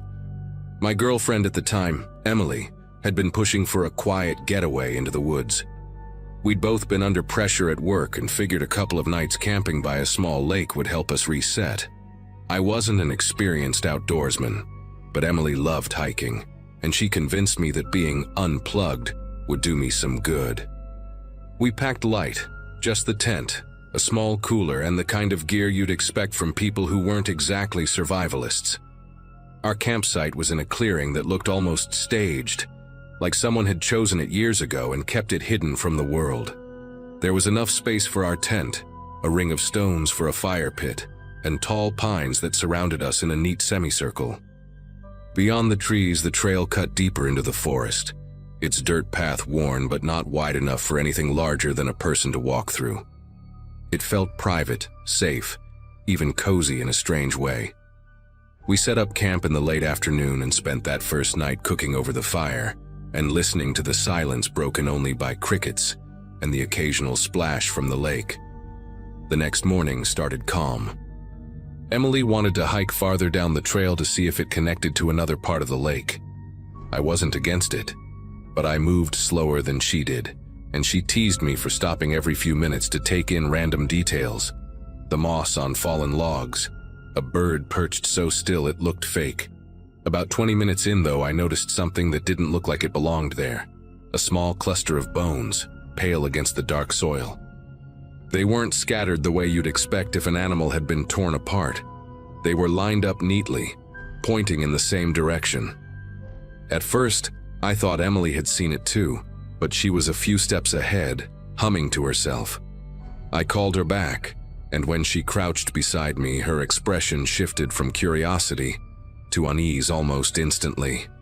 The bones looked like they had been arranged deliberately, each one small, maybe from a rabbit or raccoon, set end to end like a primitive arrow. Emily didn't say much, but I could tell she was unsettled. She suggested we keep walking a bit farther, see if it was just some random oddity left by another hiker.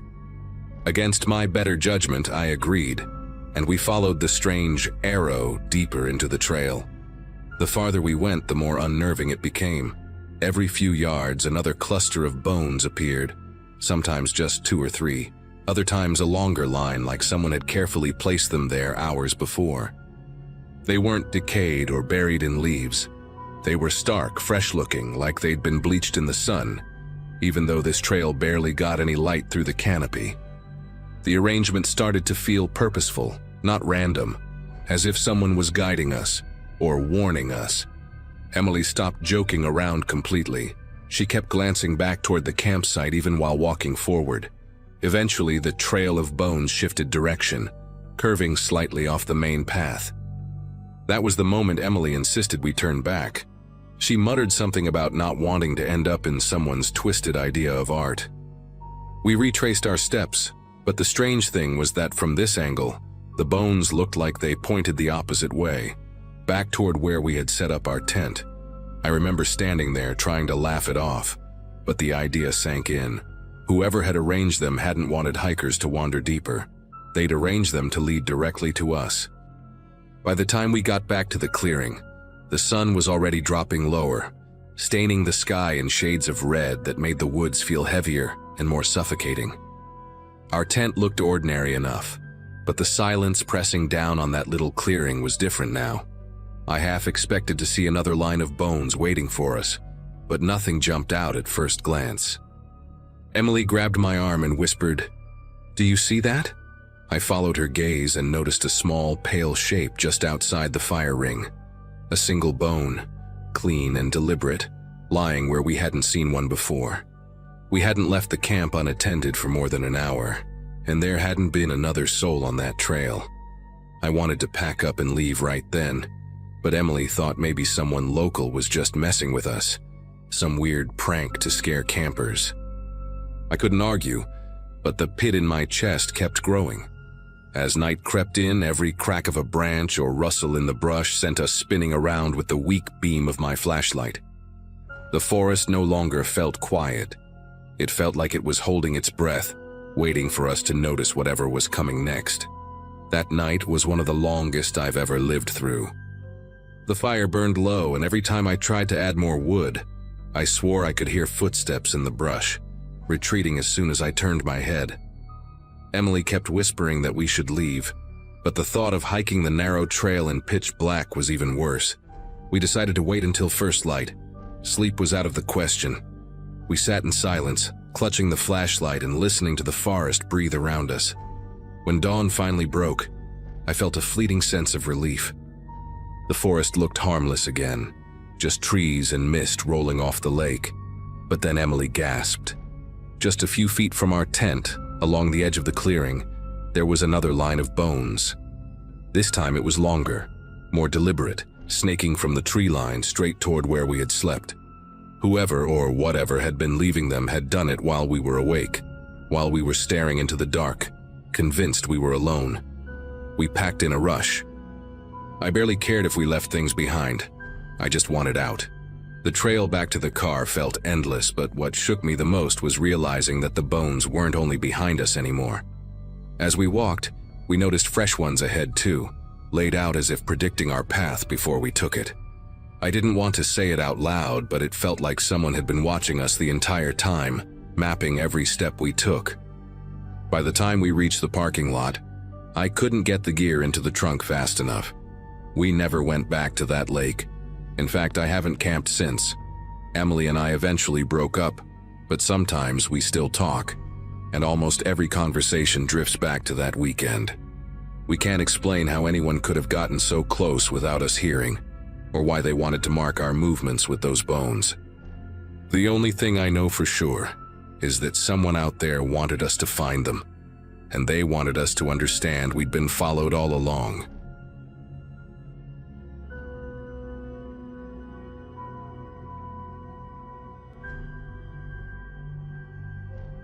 I'd been planning that weekend with my younger brother, Daniel, for weeks. Life was stressful back then, and getting away into the woods seemed like the perfect reset. We packed light, just a small tent, a cooler, and some fishing gear. Nothing fancy, just enough to feel like we were stepping out of routine. The drive took us down back roads that narrowed into a dirt trail lined with towering pines that blocked out most of the daylight. By the time we found a clearing large enough to set up camp, the silence around us was already heavier than I expected. Daniel joked it felt like the trees were keeping secrets. Not far from where we pitched the tent, maybe a few hundred feet deeper into the trees, something metallic caught the sunlight. It looked like a dull glimmer at first, but when we walked closer, we realized it was an old van, half swallowed by brush and pine needles. The paint was more rust than color, the windows darkened with grime. Its tires were flat, one of them buried in the dirt as if it hadn't moved in years. There was no path leading to it, which made me wonder how it even got there in the first place. Daniel wanted to check inside, but the doors were locked and the handle snapped back with a stubborn click when he tugged on it. The whole thing unsettled me more than I wanted to admit. Vehicles abandoned in the woods usually had a story, and not the good kind.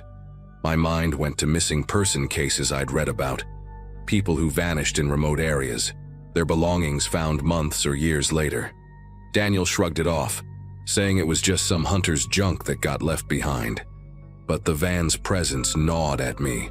It wasn't just the way it was hidden. It felt deliberately tucked out of sight, as though someone hadn't wanted it found. That night, we built a fire and tried to distract ourselves with food and stories. But I kept glancing toward the tree line where we'd seen the van. The forest was dense enough that I couldn't make it out anymore, yet I felt its presence sitting out there, like a guest we hadn't invited. Daniel teased me for being jumpy and I laughed it off, though I couldn't shake the weight in my chest. When the crickets died down and the fire burned low, the silence pressed in so hard that every crack of a twig sounded amplified. Then, out of nowhere, two beams of light cut through the trees.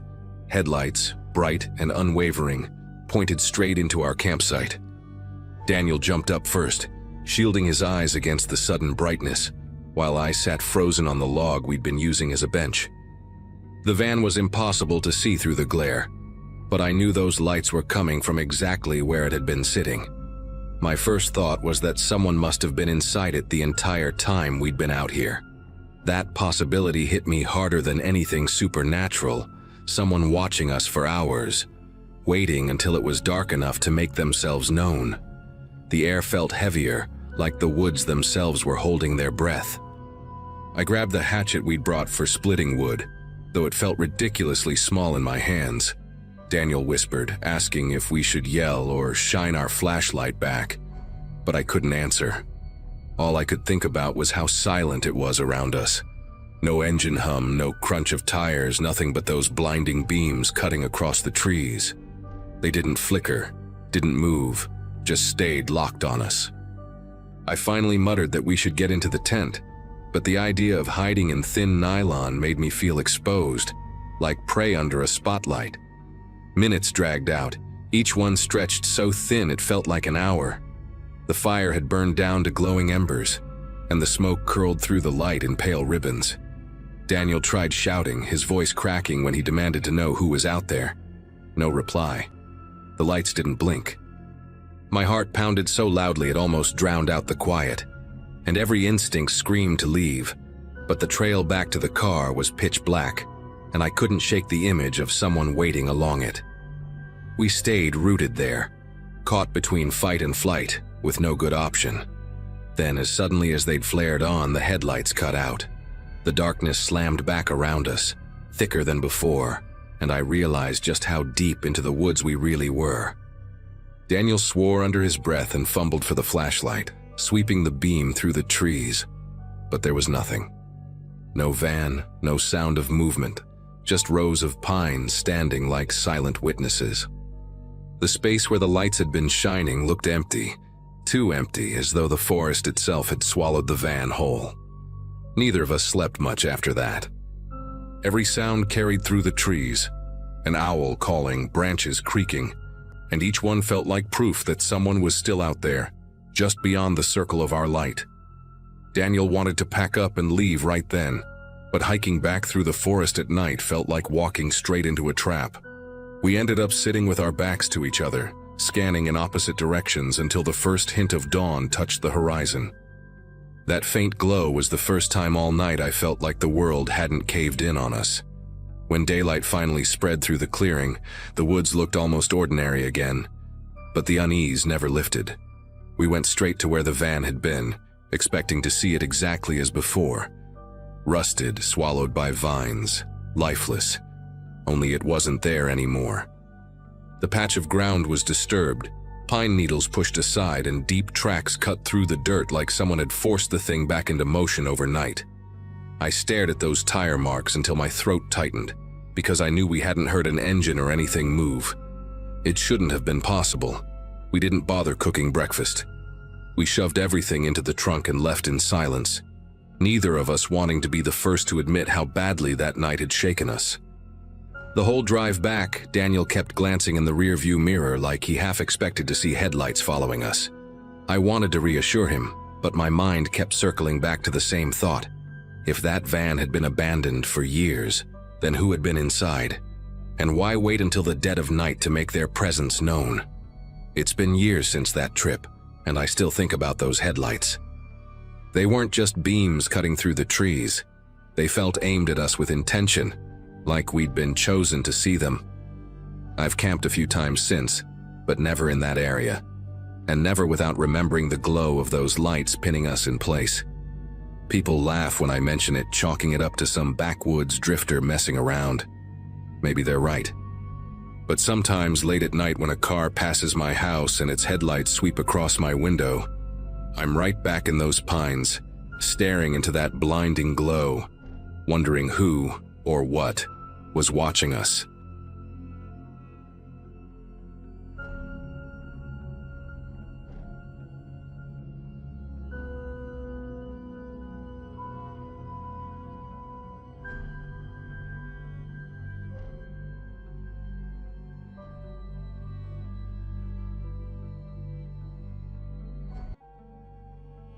Hello everyone.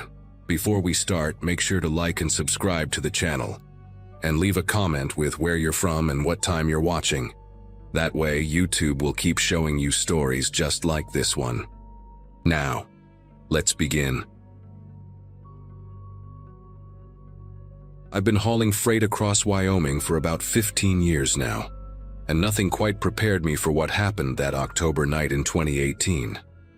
At the time, I was 38, divorced, living in a small apartment in Casper when I wasn't on the road. Most weeks I'd be gone Monday through Friday, sometimes longer if the money was good. That particular week, I was running a load of automotive parts from Denver up to Billings, a route I'd done probably 100 times before. The weather forecast showed possible fog around the mountain passes, but nothing I hadn't dealt with before. I'd left Denver around 6 in the evening, figuring I'd push through the night and make Billings by morning. My rig was a 2015 Peterbilt, dark blue with chrome details, and I kept her in pristine condition. She was basically my second home. The fog rolled in around 11 p.m., just past mile marker 187 on I-25, way thicker than anything the Weather Service had predicted. Within minutes, visibility dropped to maybe 20 feet, and I'm not exaggerating when I say it was like driving through cotton. I slowed down to about 35, hazards on, white-knuckling the steering wheel while trying to stay centered in my lane. The temperature had dropped to near freezing, and wisps of fog kept swirling across my headlights like ghostly fingers. My CB radio had been quiet for the last hour. Most truckers had probably pulled off to wait it out, but I was already behind schedule and couldn't afford to stop. The only sounds were the rumble of my diesel engine and the occasional static burst from the radio. That stretch of I-25 is pretty desolate even on clear nights, just endless darkness punctuated by the occasional ranch light in the distance. But that night it felt like driving through a void. Around 11:30, my CB crackled to life with a voice I'll never forget, gravelly, tired sounding, with this odd wheeze between words like the guy was a heavy smoker or had some kind of respiratory issue. "Breaker, breaker, this is Steel Horse calling northbound traffic near 187. Got ourselves a real soup out here tonight, don't we?" The way he pronounced certain words was peculiar, dropping the G sounds and stretching his vowels in this distinctive drawl that seemed more southern than Wyoming. I grabbed my handset, grateful to hear another human voice in all that isolation. "Steel Horse, this is Big Blue northbound at 189. Copy you loud and clear. Yeah, this fog came out of nowhere. You parked or still rolling?" There was a pause, maybe 3 or 4 seconds before he came back on. "Still rolling, friend. Moving real careful like through 192 now. Hey, you might want to know there's a jackknifed rig up ahead around 195, blocking most of the right lane. Happened maybe 20 minutes ago. That information probably saved my life, or at least saved me from a serious accident." I thanked him and asked if anyone was hurt, and he said he didn't think so, but the fog was too thick to tell for sure. We kept talking as I drove, and something about his voice was oddly comforting in that oppressive darkness. He told me he'd been driving this route since 1982, knew every curve and grade change by heart. Said he was hauling a load of lumber up to Sheridan, driving an old Kenworth W900 that he'd rebuilt himself 3 times over the years. The details he gave were incredibly specific. Mentioned the custom leather seats he'd installed, the chrome Peterbilt-style air cleaners he'd retrofitted, even the faded Leonard Sky Nerd sticker on his back window. Every few minutes, he'd give me updates on road conditions ahead, warning me about patches where the fog was thicker, where the road curved sharply, where there might be ice forming. When I reached mile marker 195, sure enough, there was the jackknife truck exactly where he'd said it would be. A red Freightliner twisted across the highway with its trailer at a 45-degree angle, hazard lights blinking weakly through the fog. I eased past it in the left lane, barely squeezing through, and told Steel Horse I'd made it safely around. "That's good to hear, Big Blue. Real good to hear. Gets hairy through there even on a clear night. Say you might want to ease off your speed coming up on 198. There's a nasty dip there that'll bounce you good if you hit it too fast. Learned it the hard way back in '97, cracked 2-leaf springs and spent 3 days waiting for parts in Cheyenne." His knowledge of the road was encyclopedic, and I found myself trusting him completely. He'd mentioned landmarks I couldn't see in the fog, but would catch glimpses of seconds later. An old billboard for a defunct truck stop, a yellow highway sign with a bullet hole through the middle, a cluster of 3 dead trees that locals called the witch's fingers, though he assured me that was just trucker folklore. We talked for nearly an hour as I crawled through that fog, and he shared stories about his years on the road. He mentioned his wife, Dorothy, who'd passed from lung cancer in 2008, and how he'd started taking longer hauls after that because the empty house drove him crazy. Told me about his daughter who lived in Colorado Springs, a nurse at Memorial Hospital, and his 2 grandsons who were both in high school now. The way he talked about them was so genuine, so detailed. Mentioned the older one played trumpet in the school band. The younger one was obsessed with rebuilding old motorcycles in their garage. He even laughed about how his daughter kept trying to get him to retire, move closer to them, but he said the road was all he knew anymore. At one point, he started coughing badly over the radio, this wet, rattling sound that went on for maybe 30 seconds before he came back on, apologizing and blaming it on 40 years of Marlboro Reds. By the time I passed mile marker 210, the fog had started to thin out a bit, and I could finally see more than 50 feet ahead. Steelhorse told me he was pulling off at the truck stop near exit 213, said his eyes weren't what they used to be, and he needed to rest them for a few hours. Been good talking with you, Big Blue. You drive safe now and watch yourself through that stretch near Casper. Weather's supposed to clear up by dawn. I thanked him for all his help, told him I owed him a beer if we ever crossed paths, and he laughed. This warm, genuine laugh that turned into another coughing fit. I'll hold you to that, friend. Steelhorse signing off. The radio went quiet after that. Just static and the occasional distant chatter from other truckers far ahead or behind me. I kept thinking about our conversation as I drove, how lucky I'd been to have someone guiding me through the worst of it. The man had probably kept me from rear-ending that jackknife truck or worse. I made it to Billings around 7 the next morning, exhausted but grateful to be done with that haul. After unloading and grabbing breakfast at a Flying J, I called my dispatcher to report the conditions and mentioned the accident near mile marker 195. He put me on hold for a few minutes, then came back sounding confused. Jake, I just checked with Wyoming Highway Patrol. They don't have any reports of a jackknifed truck at that location last night. You sure about the mile marker? I was absolutely certain. I'd seen it clear as day, even took a mental note of the company name on the trailer, Riverside Logistics out of Salt Lake City. My dispatcher said he'd check again and get back to me. Meanwhile, I started asking around the truck stop if anyone else had heard Steelhorse on the CB last night. Most guys shook their heads, but one old-timer, must have been 70 at least, went pale when I mentioned the handle. The old guy, introduced himself as Carl, pulled me aside to a quiet corner of the diner and asked me to describe the voice I'd heard. When I mentioned the wheeze, the southern drawl, the coughing fits, he gripped his coffee cup so tight I thought it might shatter. Son, I need you to tell me exactly where you were when you talked to him. What mile markers? I told him everything. The conversation starting near 187, the jackknife truck at 195, him signing off at 213. Carl stared at me for a long moment, then pulled out his phone and showed me a news article from 2014. The headline read, "Veteran trucker found murdered at rest stop." The victim's name was Harold Brewster, but the article mentioned he went by Steelhorse on the CB. He'd been beaten to death during a robbery at the rest area near mile marker 195, the exact spot where I'd seen that jackknife truck. The article included a photo, a heavy-set man in his 60s with a graying beard, standing next to a burgundy Kenworth W900. Carl said he'd known Harold for 20 years. Said the man had died of massive head trauma, but the killers also crushed his throat, which explained the wheeze I'd heard. What really made my gut twist into knots was when Carl told me about Harold's family. His wife Dorothy had indeed died of lung cancer, but in 2010, not 2008. His daughter was a nurse in Colorado Springs, and she did have 2 sons.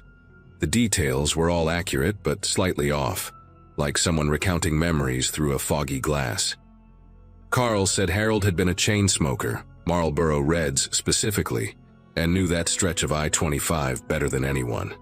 "Here's the thing that'll really mess with your head," Carl said, his voice dropping to barely a whisper. "Every couple of years, someone comes through here with the same story. Always during heavy fog, always that same stretch of road, always helping them avoid some accident that nobody else can verify. Highway Patrol thinks it's truckers playing pranks, copying the story. But those of us who knew Harold," he trailed off, shaking his head. Then he told me something that made me feel sick. They'd found Harold's CB radio smashed at the scene, but when they'd recovered his truck from impound a week later, someone had been broadcasting on his frequency, using his handle, giving traffic updates that turned out to be accurate. I spent the next 3 hours on the phone with Wyoming Highway Patrol, trying to make sense of what had happened. The officer I spoke with, a Sergeant Holloway, was professional but clearly skeptical.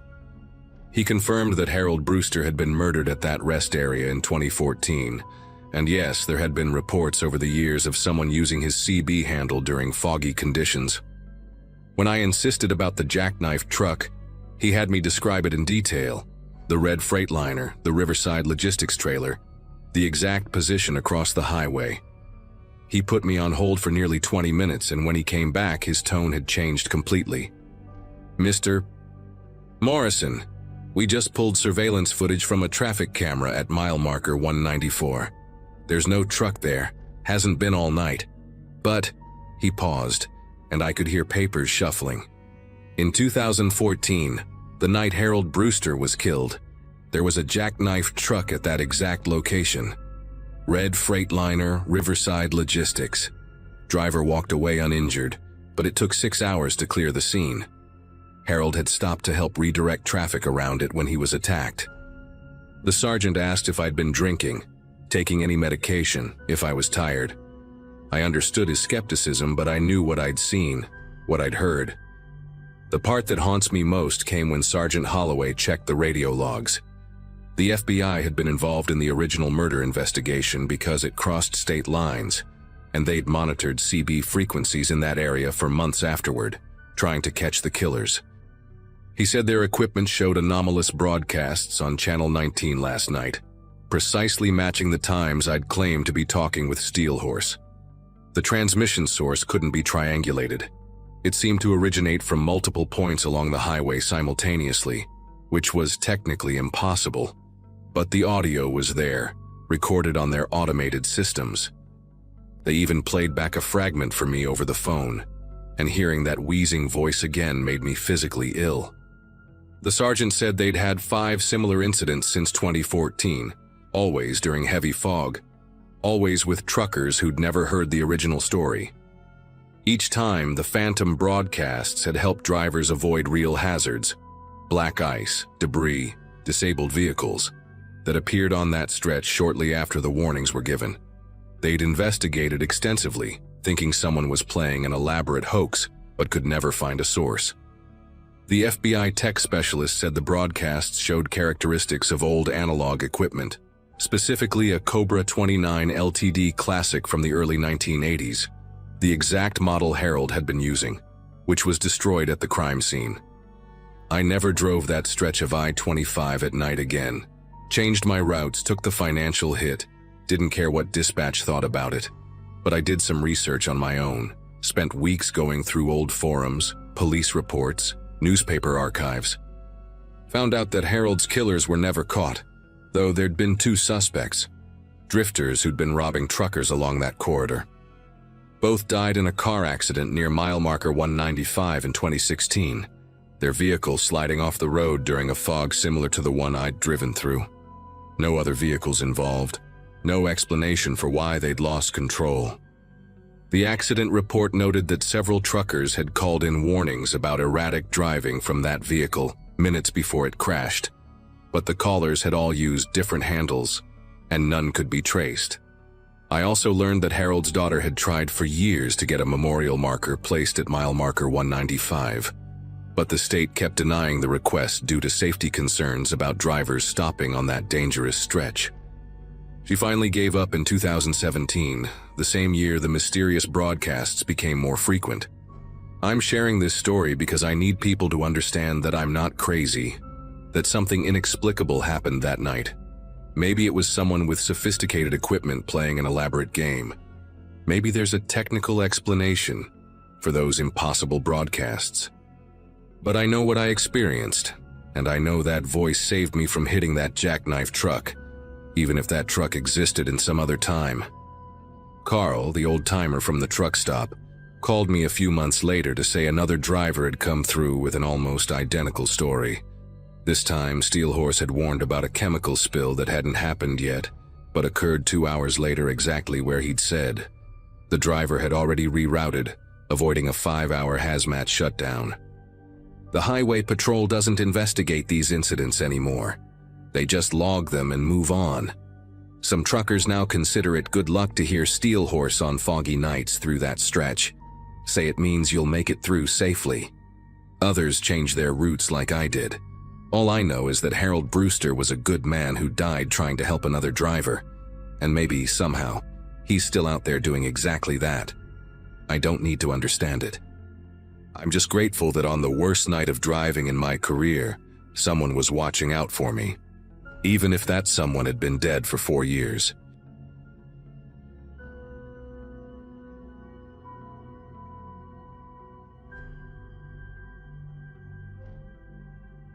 The fog that night was unlike anything I'd seen in 15 years of driving truck through Illinois.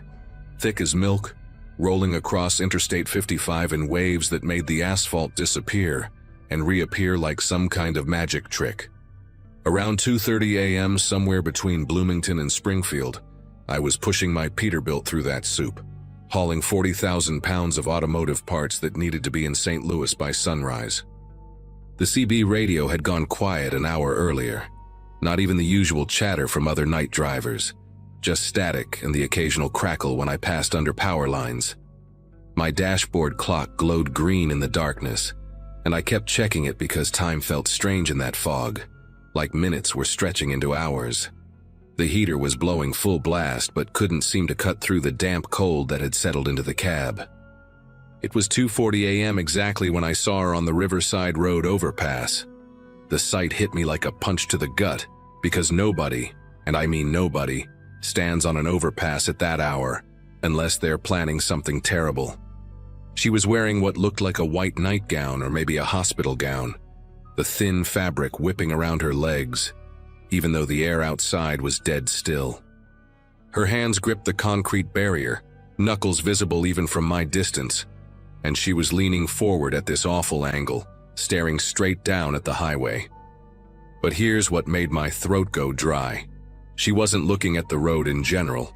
She was looking at my truck specifically, her head turning slowly to track me as I approached. Her hair hung in wet, dark strands that didn't move with the rest of her, like it was weighted down with something, and her face was tilted at such an extreme angle that all I could see was the pale curve of her forehead and the dark hollows where her eyes should be. I passed under that overpass doing about 65, and I swear I felt the temperature drop 20 degrees the second I went beneath her. My ears popped like I'd changed altitude, and this smell filled the cab, pond water and something chemical, like chlorine mixed with rust. I grabbed my CB and tried to call out to any other drivers, asked if anyone else had seen the woman on the Riverside overpass, but all I got back was this weird feedback, a high-pitched whine that made me yank the handset away from my ear. Through my mirrors, I watched that overpass shrink behind me, but I could still make out her white figure up there, now turned completely around, still watching my truck disappear into the fog. I told myself it was probably someone having a mental health crisis, maybe escaped from a hospital, and I should call 911, but my phone showed no signal, which was impossible because I'd just been streaming a podcast 20 minutes earlier. About 3 miles down the road, the fog got thicker, if that was even possible. My high beams were useless, just reflecting back at me off that white wall, so I dropped down to regular headlights and slowed to about 50. The engine was running rough, missing occasionally, which made no sense because I'd just had it serviced in Chicago 2 days before. Then my dashboard lights started flickering. Not all of them, just the ones on the right side, creating this strobe effect that made it hard to read my gauges. I was reaching for my phone to try calling dispatch when I saw something in the road ahead, right in the center of my lane. At first I thought it was a deer or maybe debris that had fallen off another truck, but as I got closer my whole body went rigid. It was her, the same woman from the overpass, standing perfectly still in the middle of the highway, facing me with her arms hanging straight down at her sides. That white gown now completely motionless despite the wind I could hear howling outside my cab. I hit the brakes hard, probably too hard for a fully loaded rig. The trailer started to fishtail, and I could hear my cargo shifting, metal grinding against metal as 40,000 pounds of automotive parts fought against the sudden deceleration. The anti-lock system kicked in, that violent juddering that shoots up through the pedal and into your whole leg, and I'm wrestling the wheel to keep from jackknifing while my headlights sweep across her figure. She never moved, never flinched, just stood there with her head tilted slightly to one side like she was listening to something only she could hear. Her feet were bare, I could see that now, standing on asphalt that had to be freezing cold, and there were dark stains running down her gown from the chest area. But here's what really got me. In that split second before I would have hit her, when I was maybe 10 feet away and could see her face clearly for the first time, her mouth was moving rapidly, like she was talking or screaming. But there was no sound coming out, just this frantic movement of her jaw and lips. Then nothing. My truck passed right through where she'd been standing. No impact, no thud, nothing under my wheels. I came to a full stop about 50 yards down the road, pulled onto the shoulder with my hazards going, and sat there trying to catch my breath. My chest felt like someone was sitting on it, and I could taste copper in my mouth from where I'd bitten my tongue during the panic stop. I grabbed my spotlight and checked my mirrors, swept the beam across the road behind me, but there was nothing there except swirling fog and empty asphalt. The whole encounter couldn't have lasted more than 5 seconds, but every detail was burned into my brain. The way her collarbone jutted out through the thin fabric, the blue tinge to her lips, the way her fingers had been curled into claws at her sides. I sat there for maybe 10 minutes waiting for my heartbeat to return to normal, telling myself I'd been driving too long. That highway hypnosis and fog were playing tricks on me. Finally got myself together enough to keep driving, but I white-knuckled it the rest of the way to St. Louis, stopping at every rest area to splash water on my face and walk around my truck, checking for any damage that might explain what I'd experienced. The fog lifted just before dawn, right as I crossed into Missouri, and seeing that clear morning sky felt like coming up for air after being underwater. I made my delivery on time, barely, and grabbed breakfast at a truck stop diner where I must have drunk 6 cups of coffee trying to make sense of the night. The waitress, a woman named Dottie with kind eyes and a grandmother's way about her, asked if I was feeling all right because I looked pale as a sheet. I almost told her everything right then, but how do you explain something like that without sounding completely unhinged? Instead, I asked her if she'd heard anything about accidents on I-55 near Bloomington, maybe someone getting hit recently. She pulled out her phone, scrolled through local news but found nothing from the last few days. The return trip to Chicago was in broad daylight, and I made sure to take a different route, adding an extra hour just to avoid that stretch of I-55. But curiosity got the better of me when I stopped for fuel in Springfield. The kid working the register was a local, probably 19 or 20, with gauged ears and tattoos creeping up his neck. While he was ringing me up, I mentioned the Riverside Road overpass, asked if he knew anything about it. His whole demeanor changed. He stopped scanning my items and looked at me with this expression somewhere between pity and fear. He said locals don't talk about that overpass much, but truckers see her all the time, especially during foggy nights in spring and fall. Some woman had jumped from there back in 1994, he said, after her daughter died in a car accident on that same stretch of highway. The woman had been wearing her hospital gown when she jumped, having walked out of the psychiatric ward at Regional Medical Center just hours before. They found her body the next morning, but truckers had been reporting seeing her for years before anyone made the connection.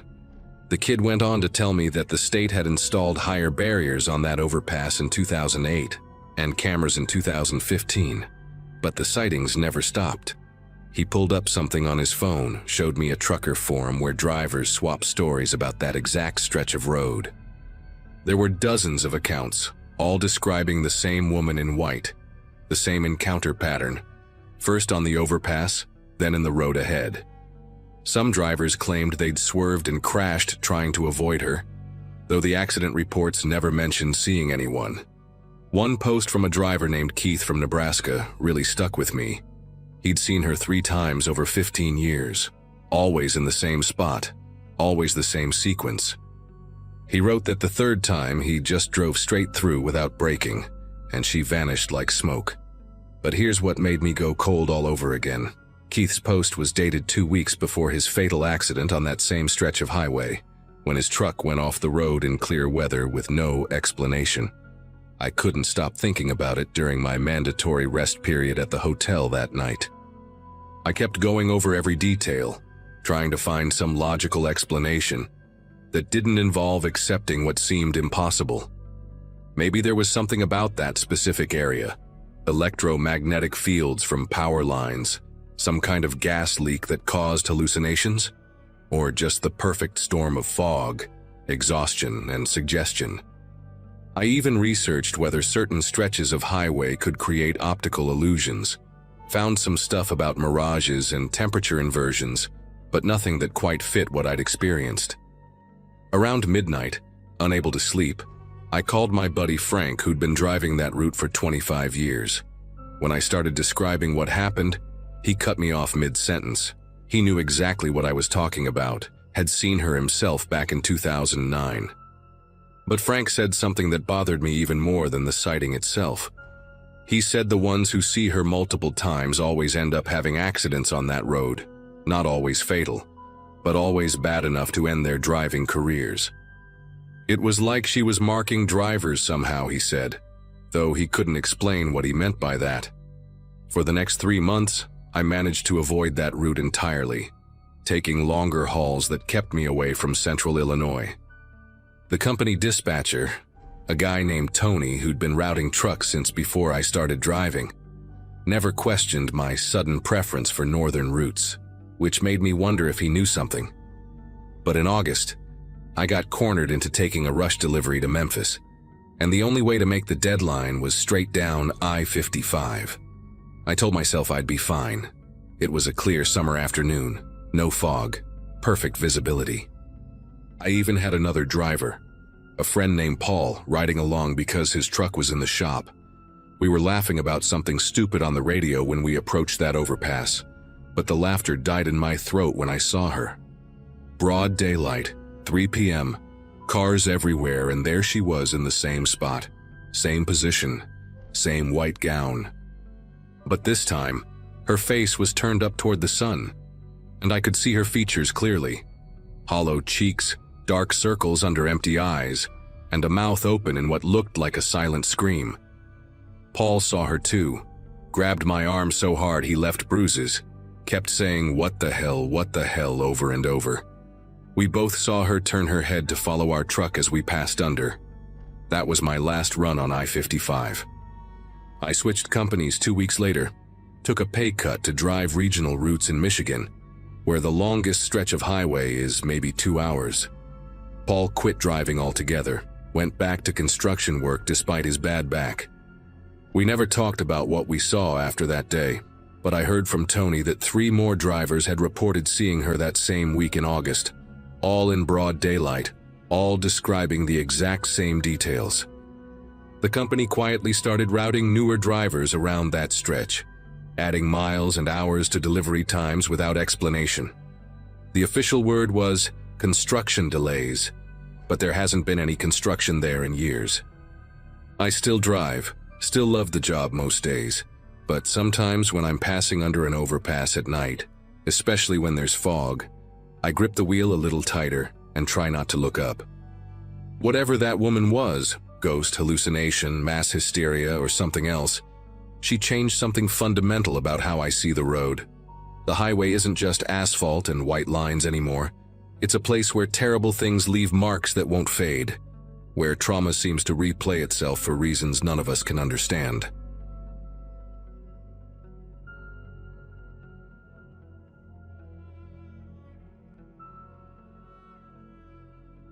The thermometer on my dashboard read 116 degrees that September afternoon, and the Nevada desert stretched out ahead of me like an endless brown ocean.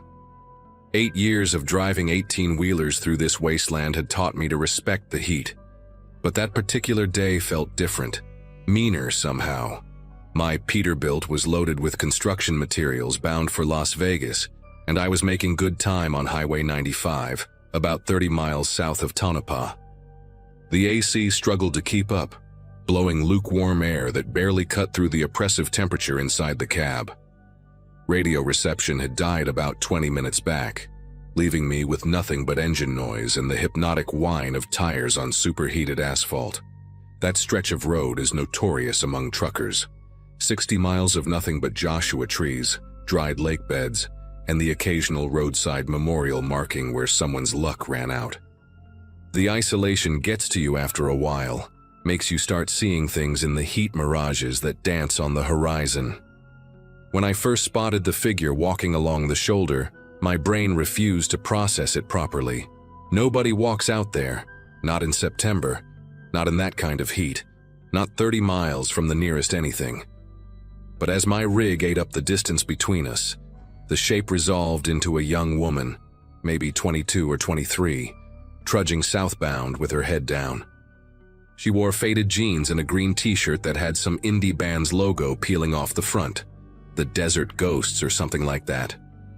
A worn canvas backpack bounced against her shoulders with each step, and her dark hair was pulled back in a messy ponytail that swayed as she walked. The strange thing was, she wasn't hitchhiking. Her thumb stayed down, arms hanging loose at her sides, like she was just out for an afternoon stroll instead of marching through hell itself. Company rules are clear about picking up hitchhikers. It's a firing offense. But watching her walk in that heat triggered something maternal in me. My own daughter, Katie, had just started her junior year at ASU, and the thought of her stranded out here made my foot ease off the accelerator. I pulled over about 50 yards ahead of her, hazards clicking in the sudden quiet after I killed the engine. Through my side mirror, I watched her approach. Same steady pace, no change in her stride, like she'd expected me to stop all along. When she reached the passenger door, she didn't knock or wave, just stood there looking up at me through the window. Her face was pale despite the desert sun, with these gray-green eyes that seemed too bright for how exhausted she should have been. No sweat on her forehead, no sunburn, nothing. That should have been my first warning, but I was too focused on doing what I thought was right.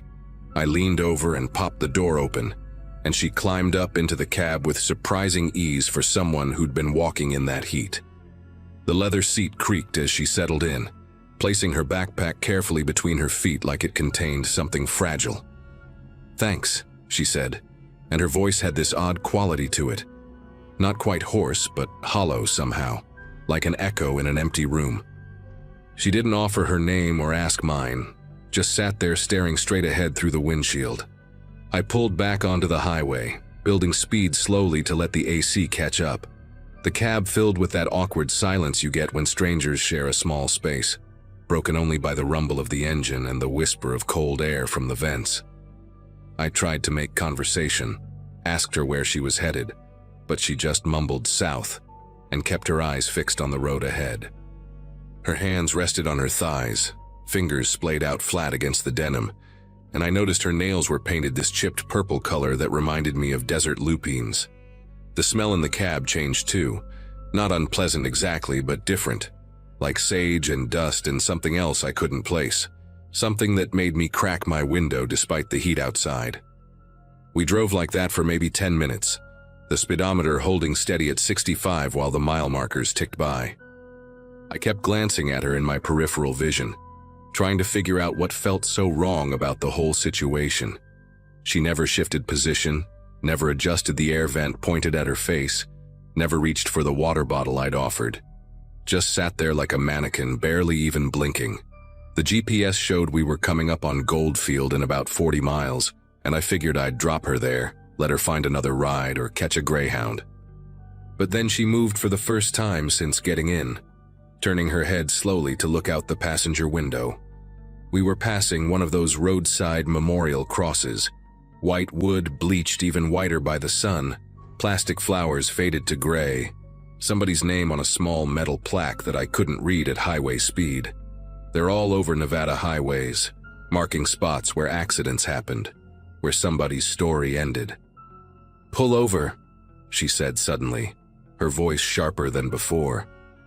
It wasn't a request. I eased off the gas, confused, thinking maybe she was sick or needed to use the bathroom, though there was nothing but desert for miles. But she was leaning forward now, pressing her palm flat against the window, staring at that memorial cross as we rolled past it. "Please," she added, and something in her tone made me hit the brakes harder than I intended. The truck shuddered to a stop about 100 yards past the memorial, gravel crunching under the tires. She had her hand on the door handle before we'd even stopped completely, and I watched in my mirror as she climbed down and started walking back toward the cross. The heat hit me through the open door like a physical force, and I could see the air shimmering around her as she moved. I put the truck in park and followed her, partly out of concern, and partly because something about this whole thing had my nerves singing like power lines. She stopped right in front of the memorial, standing so still she could have been another desert monument. The cross itself was nothing special, two pieces of wood wired together, weathered and splitting at the edges. The plastic flowers at its base had been there so long they'd turned the color of old bones. But it was the plaque that made my mouth go dry. Ashley Reeves, 1999 to 2023, forever young. The date hit me like ice water. September 15th, 2023. Exactly 1 year ago to the day. The girl, Ashley, I guess, knelt down and touched the plaque with one finger, tracing the letters of the name like she was reading Braille. The wind picked up suddenly, sending dust devils spinning across the highway, and her ponytail whipped around her face. She looked up at me then, and those gray-green eyes had gone almost transparent in the late afternoon sun. "I was going home," she said, her voice so quiet I almost missed it. "Heading back to Vegas after visiting my boyfriend in Reno." The other driver was texting, crossed the center line doing 70. I stood there trying to process what she was saying, the rational part of my brain scrambling for explanations. Maybe she was a sister, a friend, someone who knew Ashley and was grieving in her own strange way. People deal with trauma differently, and the desert can mess with your head even on good days. But then she stood up and turned to face me fully, and I noticed things I should have seen before. Her green t-shirt had a tear across the stomach, edges darkened with something that looked rust-colored in the fading light. The left side of her face, which had been turned away from me in the truck, had a pattern of fine scratches running from temple to jaw. Not fresh ones. They looked healed over, silvery like old scars, but they hadn't been there when she first got in. Or had they? The heat was making everything wobble and blur, and I couldn't trust what I was seeing anymore. "That's where I died," she said, pointing at the spot where the memorial stood. "Right there where the gravel meets the asphalt. My car rolled 3 times. They said I was gone before the paramedics arrived." The words hung in the desert air between us, impossible and undeniable at the same time. I took a step backward, instinctively, and felt the heat from the asphalt seeping through my boot soles. Every horror story I'd heard from other truckers at rest stops and diners came flooding back. Tales I'd always laughed off as highway folklore and too many caffeine pills. But here I was, standing on the side of Highway 95 with a girl who claimed to be dead, and the evidence was stacking up in ways I couldn't explain away. "You need help," I heard myself saying, though the words came out shaky. "There's a hospital in Goldfield, or we could call someone." But she was already shaking her head, that ponytail swaying like a pendulum. "I just needed to see it again," she said. "Every year on this day I try to make it back here. Sometimes people stop, sometimes they don't. You're the third one to actually follow me to the cross." She reached down and adjusted one of the plastic flowers that had fallen over, her movements careful and deliberate, like she was tending a garden. I wanted to run back to my truck, lock the doors, and drive away fast enough to convince myself this never happened. But something kept me rooted there, watching her say goodbye to her own memorial. She stood up slowly, brushing invisible dust off her jeans, and looked at me with something that might have been gratitude. "I should go," she said. "You've been kind. Kinder than most." She started walking back toward the truck, and I followed a few steps behind, my mind racing through rational explanations. Heat stroke, elaborate prank, mental breakdown, hers or mine. But when we reached the Peterbilt, she stopped at the passenger side and looked up at me one more time. "Drive safe," she said, "and maybe don't pick up any more hitchhikers today." I blinked, just once, a normal blink, fraction of a second, and the space where she'd been standing was empty.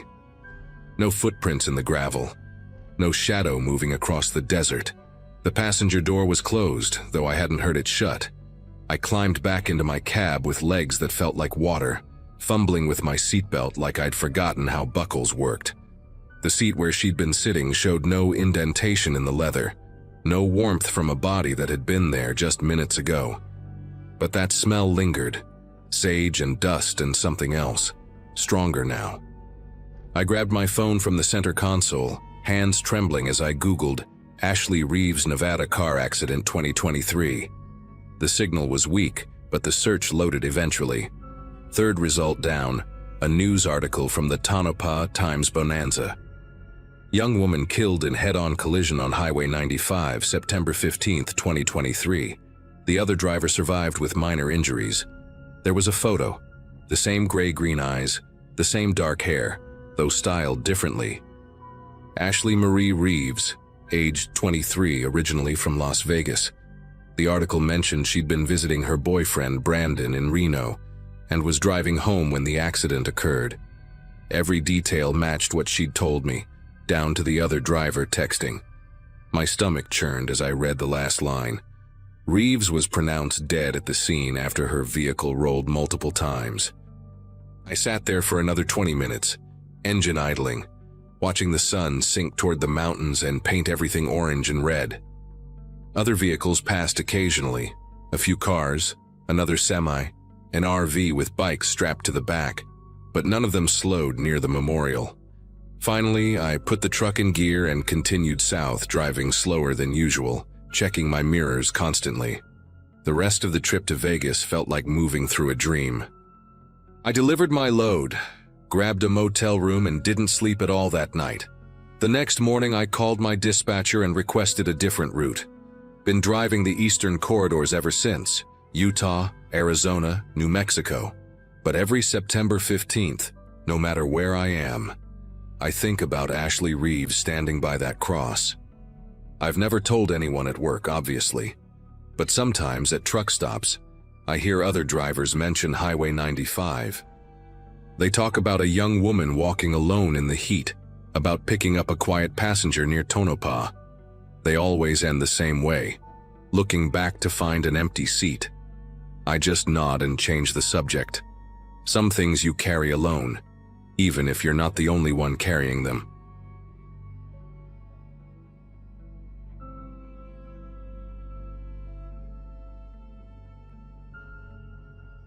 "23 years behind the wheel of an 18-wheeler teaches you things about the road that most people never learn."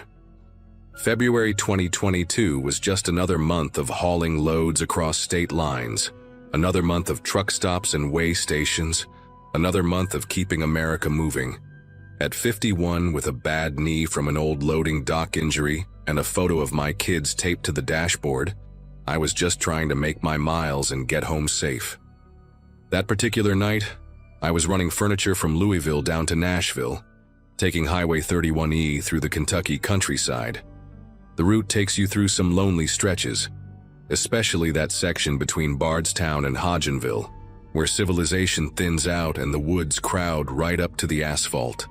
Around 2 a.m., with nothing but darkness beyond my headlights and static crackling on the CB, I was making good time. My thermos was still warm, the heater was humming, and I figured I'd hit Nashville right on schedule for my morning delivery. My high beams picked him up from about a quarter mile out, just a shape at first, walking along the shoulder in the same direction I was heading. As I got closer, the details filled in. Young guy, couldn't have been more than 22 or 23, wearing this thin denim jacket that made me cold just looking at it. The temperature gauge on my dash showed 34 degrees outside. He had his arm out, thumb up, that universal gesture every trucker knows. Company rules are clear about passengers. It's a fireable offense. Insurance liability, safety concerns, all that corporate stuff. But seeing this kid out there miles from the nearest town, no cell phone light in his hand, just walking in the freezing dark, something made me ease off the accelerator. I pulled over about 50 yards past him, watching in my side mirror as he started jogging toward the cab, his breath making white puffs in the night air. He climbed up and pulled the door open, and I got my first good look at him in the dome light. Clean-shaven, sandy brown hair that hung a little long over his ears, and these pale gray eyes that seemed almost silver in the overhead light. "Thanks for stopping," he said, and his voice had this soft Kentucky drawl, polite as could be. "Name's Jimmy. Just need to get up near the old Whippoorwill Bridge if you're going that far." I knew the bridge, about 15 miles ahead, an old concrete thing that crossed Salt River. I told him to hop in, that I'd be passing right by it. He settled into the passenger seat with this quiet sigh, like he'd been walking for hours. The cab filled with the smell of cold air and something else, kind of musty, like damp leaves or old basement corners. I cranked the heater up a notch and pulled back onto the highway, checking my mirrors for any traffic behind us. We rode in silence for a few minutes while he warmed up. I offered him some coffee from my thermos, but he shook his head, just stared out at the road ahead. Finally, I asked him what he was doing out here at this hour. No car, no nothing. He turned to look at me, and in the green glow of the dashboard, his face looked almost translucent, tired beyond his years. "Car broke down," he said simply. "Been trying to get home. My folks live just past the bridge, up on Carpenter Road. Been walking for hours, figured nobody would stop this late." Made sense, I guess, though something about it nagged at me. No broken down car on the shoulder that I'd seen. No hazard lights anywhere. But highways are long, and maybe he'd been walking for miles already. I asked if he wanted to use my phone to call someone, let them know he was okay. He just smiled, this small, sad smile, and said, "They're not expecting me. Want to surprise them." The miles rolled by under my wheels and Jimmy stayed quiet, just watching the darkness flow past his window. Every now and then, I'd glance over at him. He never moved much, just sat there with his hands folded in his lap, fingers interlaced like he was praying or deep in thought. The heater was blowing full blast now, but he never unzipped that denim jacket, never complained about being hot. I tried to make conversation, asked about his car, what kind it was, where exactly it broke down. His answers came slow, vague. "Old Ford," he'd say, "few miles back." When I asked what was wrong with it, he just shrugged and said, "Engine trouble. Always had engine trouble." The way he talked about it, present tense but also past, like he was confused about when things happened. I figured maybe he was just exhausted, disoriented from walking in the cold for so long.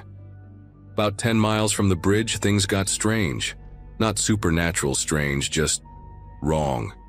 I reached for my coffee, and when I looked back at the road, Jimmy was turned sideways in his seat, staring right at me. Not aggressively, not threateningly, just watching with those pale eyes that barely blinked. "You ever lose someone?" he asked suddenly. The question came out of nowhere, made me uncomfortable.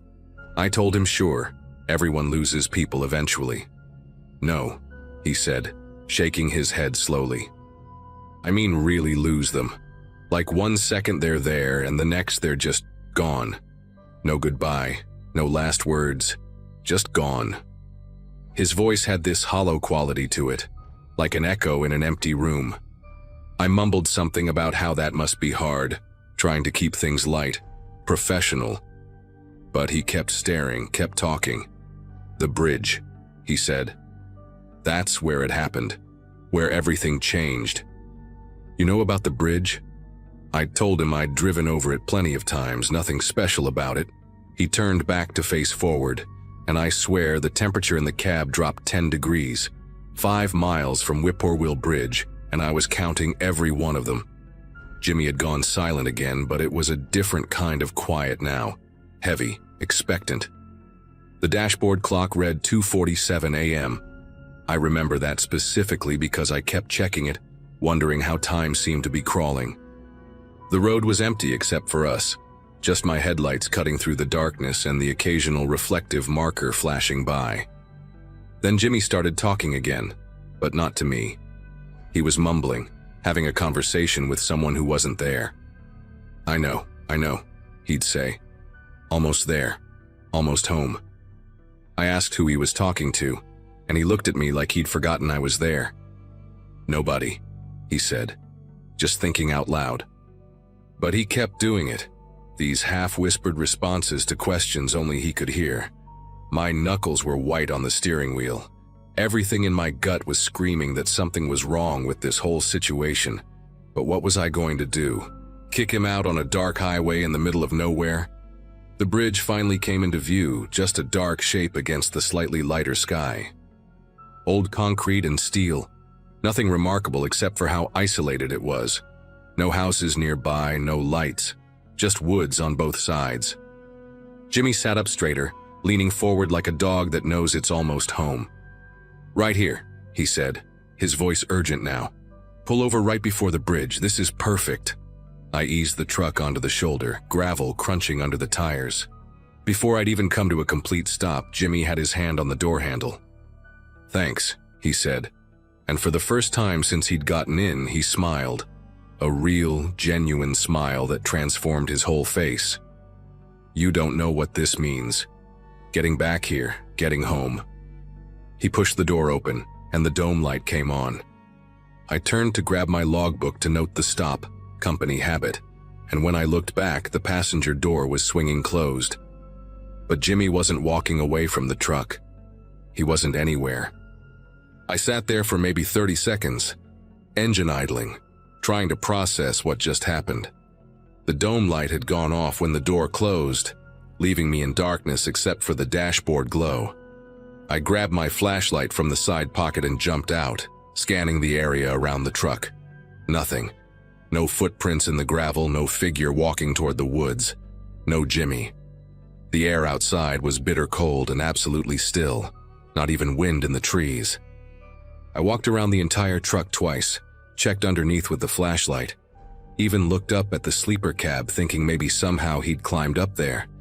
But there was nowhere he could have gone in those 2 seconds I'd looked away. The woods were at least 20 feet from where I'd parked, and the bridge was another 30 feet ahead. A person can't just vanish. My mind was racing through rational explanations. Maybe he'd dropped down on the far side of the truck and crawled into the woods. But why would anyone do that? I stood there by the bridge for another 10 minutes, calling out, "Jimmy," into the darkness, feeling increasingly foolish and unnerved. The only sound was my truck engine rumbling and this weird creaking from the old bridge, metal contracting in the cold. Finally, I climbed back into the cab, locked both doors, something I never do when I'm driving, and sat there trying to make sense of it. The passenger seat still had an indentation where he'd been sitting. That musty smell lingered in the air. But the strangest thing, the seat wasn't warm. I touched it with my palm and it was cold as ice, like nobody had been sitting there at all. I drove across that bridge doing about 20 miles per hour, windows down despite the cold, searching for any sign of him. Nothing. Just empty road and dark woods. I didn't stop again until I hit a well-lit truck stop 40 miles down the highway. At the truck stop, I needed answers. My mind wouldn't let it go. I found myself at the counter, ordering coffee I didn't want just to talk to the waitress, a woman named Darlene according to her name tag. Gray-haired, probably in her 60s, the kind who'd been working truck stops since before I started driving. I asked her about Whippoorwill Bridge, trying to sound casual. Her face changed immediately. Not scared, but knowing, like she'd heard this before. "You gave someone a ride, didn't you?" she asked, and the coffee cup rattled when I set it down. She leaned in closer, voice dropping. "Young man, denim jacket, wanted to go to the bridge?" I just nodded, couldn't find words. Darlene sighed and pulled out her phone, showed me a faded newspaper article from 1978. "Jimmy Garrett," she said, "died when his truck jackknifed on black ice right at that bridge. 22 years old, been 44 years now, and drivers still pick him up. Always the same. Walking alone, needs to get to the bridge, disappears when they get there." I read that article 3 times, staring at the grainy photo of a young man who looked exactly like my passenger. Same sandy hair, same pale eyes, even the same denim jacket. The article said he'd been driving home to surprise his parents for his mother's birthday when he lost control. Died on impact. Darlene patted my arm and said I wasn't crazy, wasn't the first, wouldn't be the last. Other truckers at the counter nodded, and one guy said he'd had the same thing happen in 2015. Another claimed his brother picked up Jimmy in 2008. They all had the same story. Cold seat, sudden disappearance, that musty smell. The rational part of my brain kept saying this was impossible, some kind of local legend everyone was in on. But I knew what I'd experienced. That was no prank, no hitchhiker running off into the woods. I finished my route, delivered the furniture, but I've never taken Highway 31E again. I go the long way now, adding an hour to my trip. Because I know Jimmy's still out there, still trying to get home, and I can't bear to see him again, knowing he'll never make it.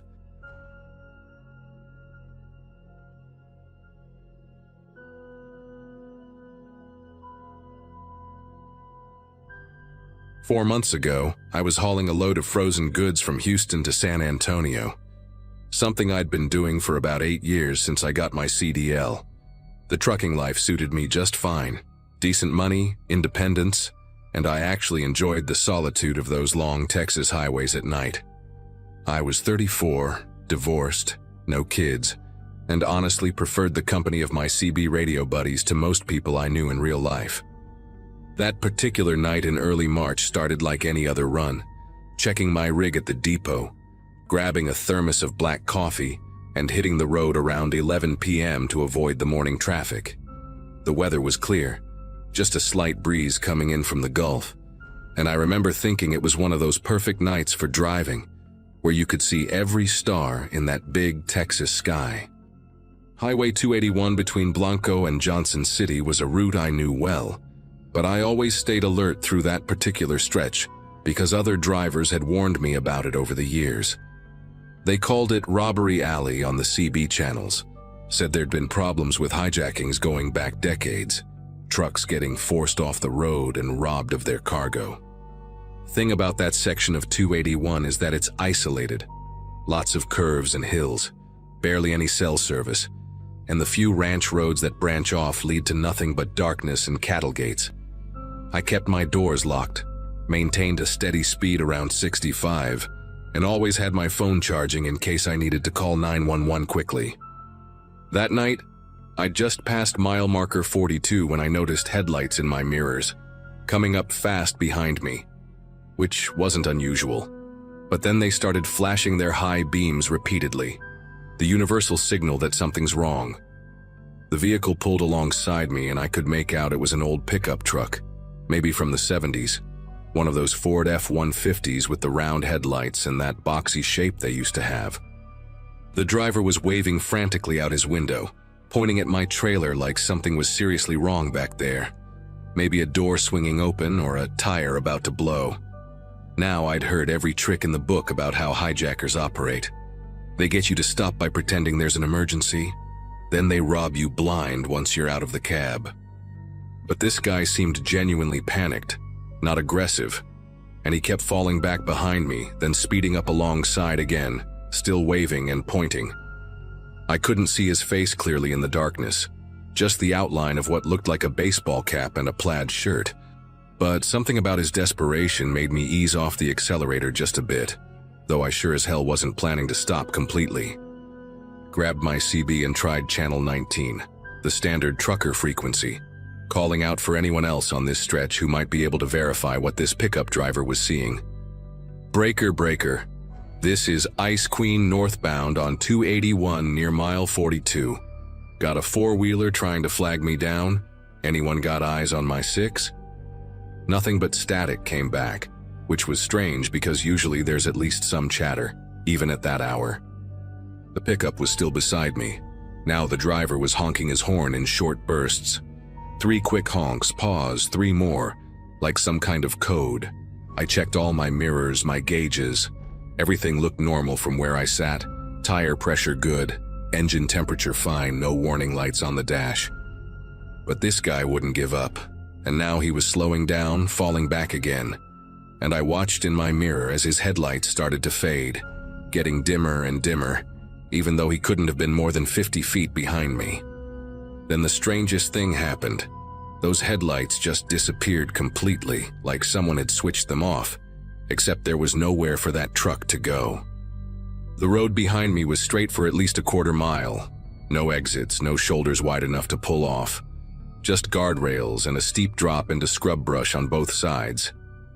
I actually hit my brakes a little, thinking maybe the guy had crashed or something, but when I looked back again, there was absolutely nothing there. No taillights disappearing into the distance, no dust cloud from a vehicle leaving the road, just empty asphalt lit up by the red glow of my own trailer lights. My first thought was that maybe he'd turned his lights off completely and was following me in the dark, which would be insane on that winding road, but I would have still seen the shape of the truck blocking the stars or something. I kept checking my mirrors every few seconds for the next 5 miles, my heart hammering against my ribs, waiting for those headlights to suddenly reappear right on my bumper. By the time I reached the truck stop at the junction of 281 and Route 290, I was wound up tighter than a spring, sweating through my shirt even though the AC was blasting. The parking lot was well lit with those harsh sodium lights, and there were a few other rigs there, which made me feel safer immediately. I pulled in, did a complete walk around of my trailer with my flashlight, checking every inch, every tire, every lock, every seal on the doors. Everything was perfectly fine. Nothing wrong at all. Inside the truck stop, I bought a cup of coffee I didn't need and struck up a conversation with the night clerk, a woman named Gloria, who looked like she'd been working there since the place was built. When I mentioned the weird encounter with the pickup truck near mile marker 42, she stopped counting the register and looked at me with this expression I'll never forget, like she was trying to decide whether to tell me something or just let it go.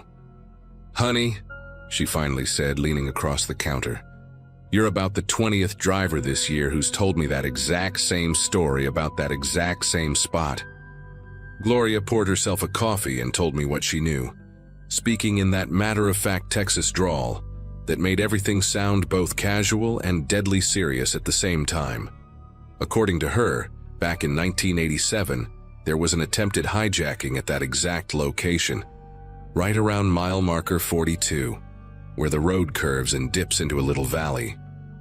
A family of 4 in a pickup truck, husband, wife, and 2 teenage boys, had tried to warn a trucker about a group of hijackers who'd set up a fake accident scene just ahead. The family had been driving home from Austin when they'd come across the setup and realized what it was, so they'd turned around to warn oncoming trucks. But the hijackers had backup vehicles, and when they saw the family trying to interfere, they went after them. The pickup was run off the road into a ravine, and all 4 people died on impact. The trucker they'd been trying to warn got away when he heard the crash and gunned it through the fake accident scene, later reporting everything to the state police. What Gloria told me next made every hair on my arm stand straight up. She said that at least 2 or 3 times a month, truckers stop at her station with the same story. An old 70s Ford pickup trying desperately to warn them about something.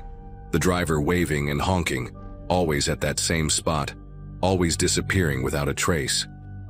Some drivers, the ones who actually stopped, reported finding fresh tire marks on the road, like vehicles had been positioned to block the highway just minutes before. But by the time they called it in, there was never any evidence of attempted hijacking.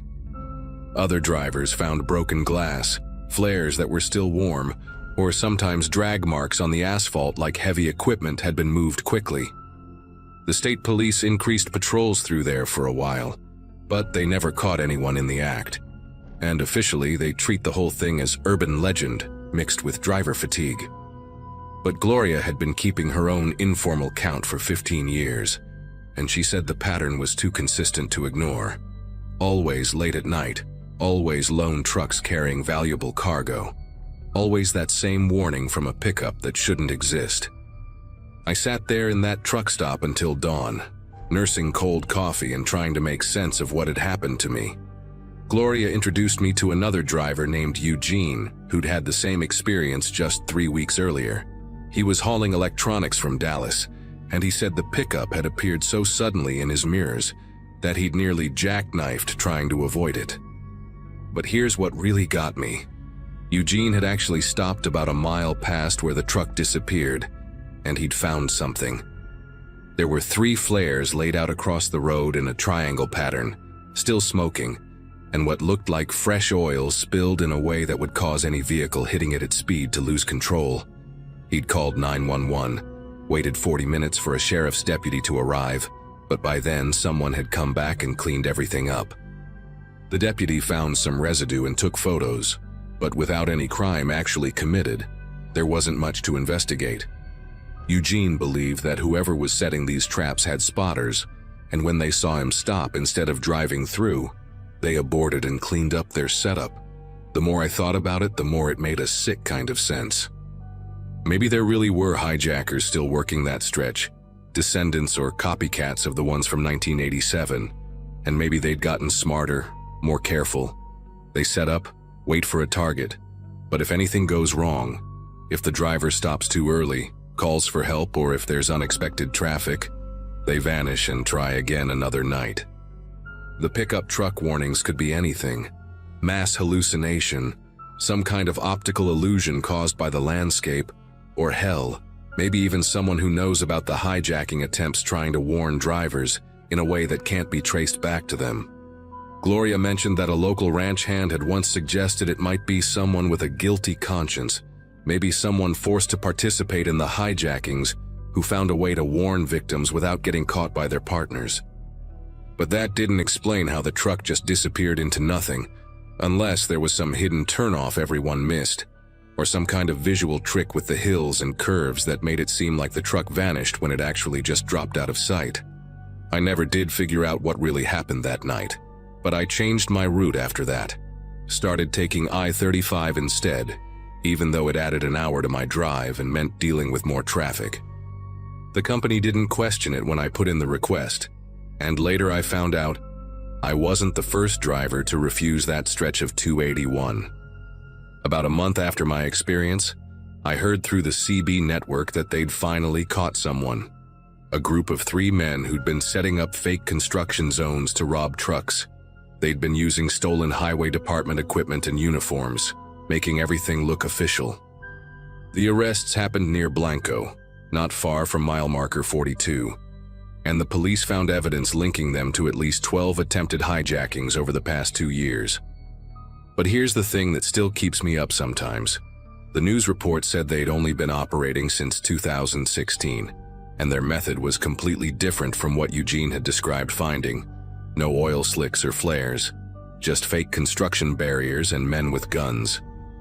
I still drive trucks, still love the job, but I've learned to trust my gut and the warnings that come from nowhere.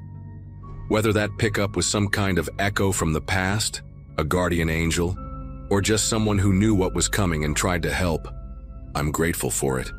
Gloria from the truck stop called me about 6 months later to tell me the sightings were still happening, even after those arrests. Same pickup, same spot, same desperate attempts to warn drivers. She said a driver had actually gotten dashboard camera footage of the truck appearing and disappearing, but the video was too dark and grainy to prove anything except that something was there, and then it wasn't. I don't have an explanation that makes complete sense, and I've stopped trying to find one. All I know is that on that night in March, something tried to warn me about danger ahead, and I'm glad I paid attention, even if I didn't fully stop. Sometimes that's all we get in this life. Warnings we don't understand from sources we can't explain, and the choice to listen or keep driving into whatever's waiting in the dark.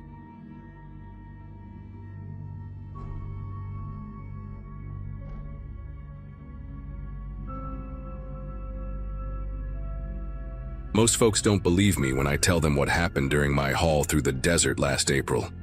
Hell, sometimes I wonder if I imagined the whole thing myself.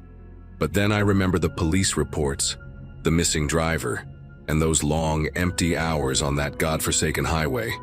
I was hauling a load of restaurant equipment from Albuquerque to Phoenix, a route I'd done maybe 50 times before. 28 years behind the wheel of an 18-wheeler, and I thought I'd seen everything the road had to offer.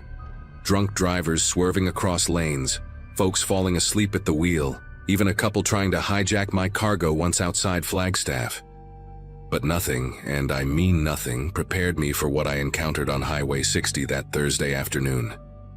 The sun was beating down hard on the asphalt, making those heat mirages dance on the horizon, and I had another 6 hours of driving ahead of me. It was around 2 p.m. when I first noticed the sedan in my mirrors. Nothing special about it at first glance. Just a dark blue four-door, maybe a Camry or an Accord, hard to tell from that distance.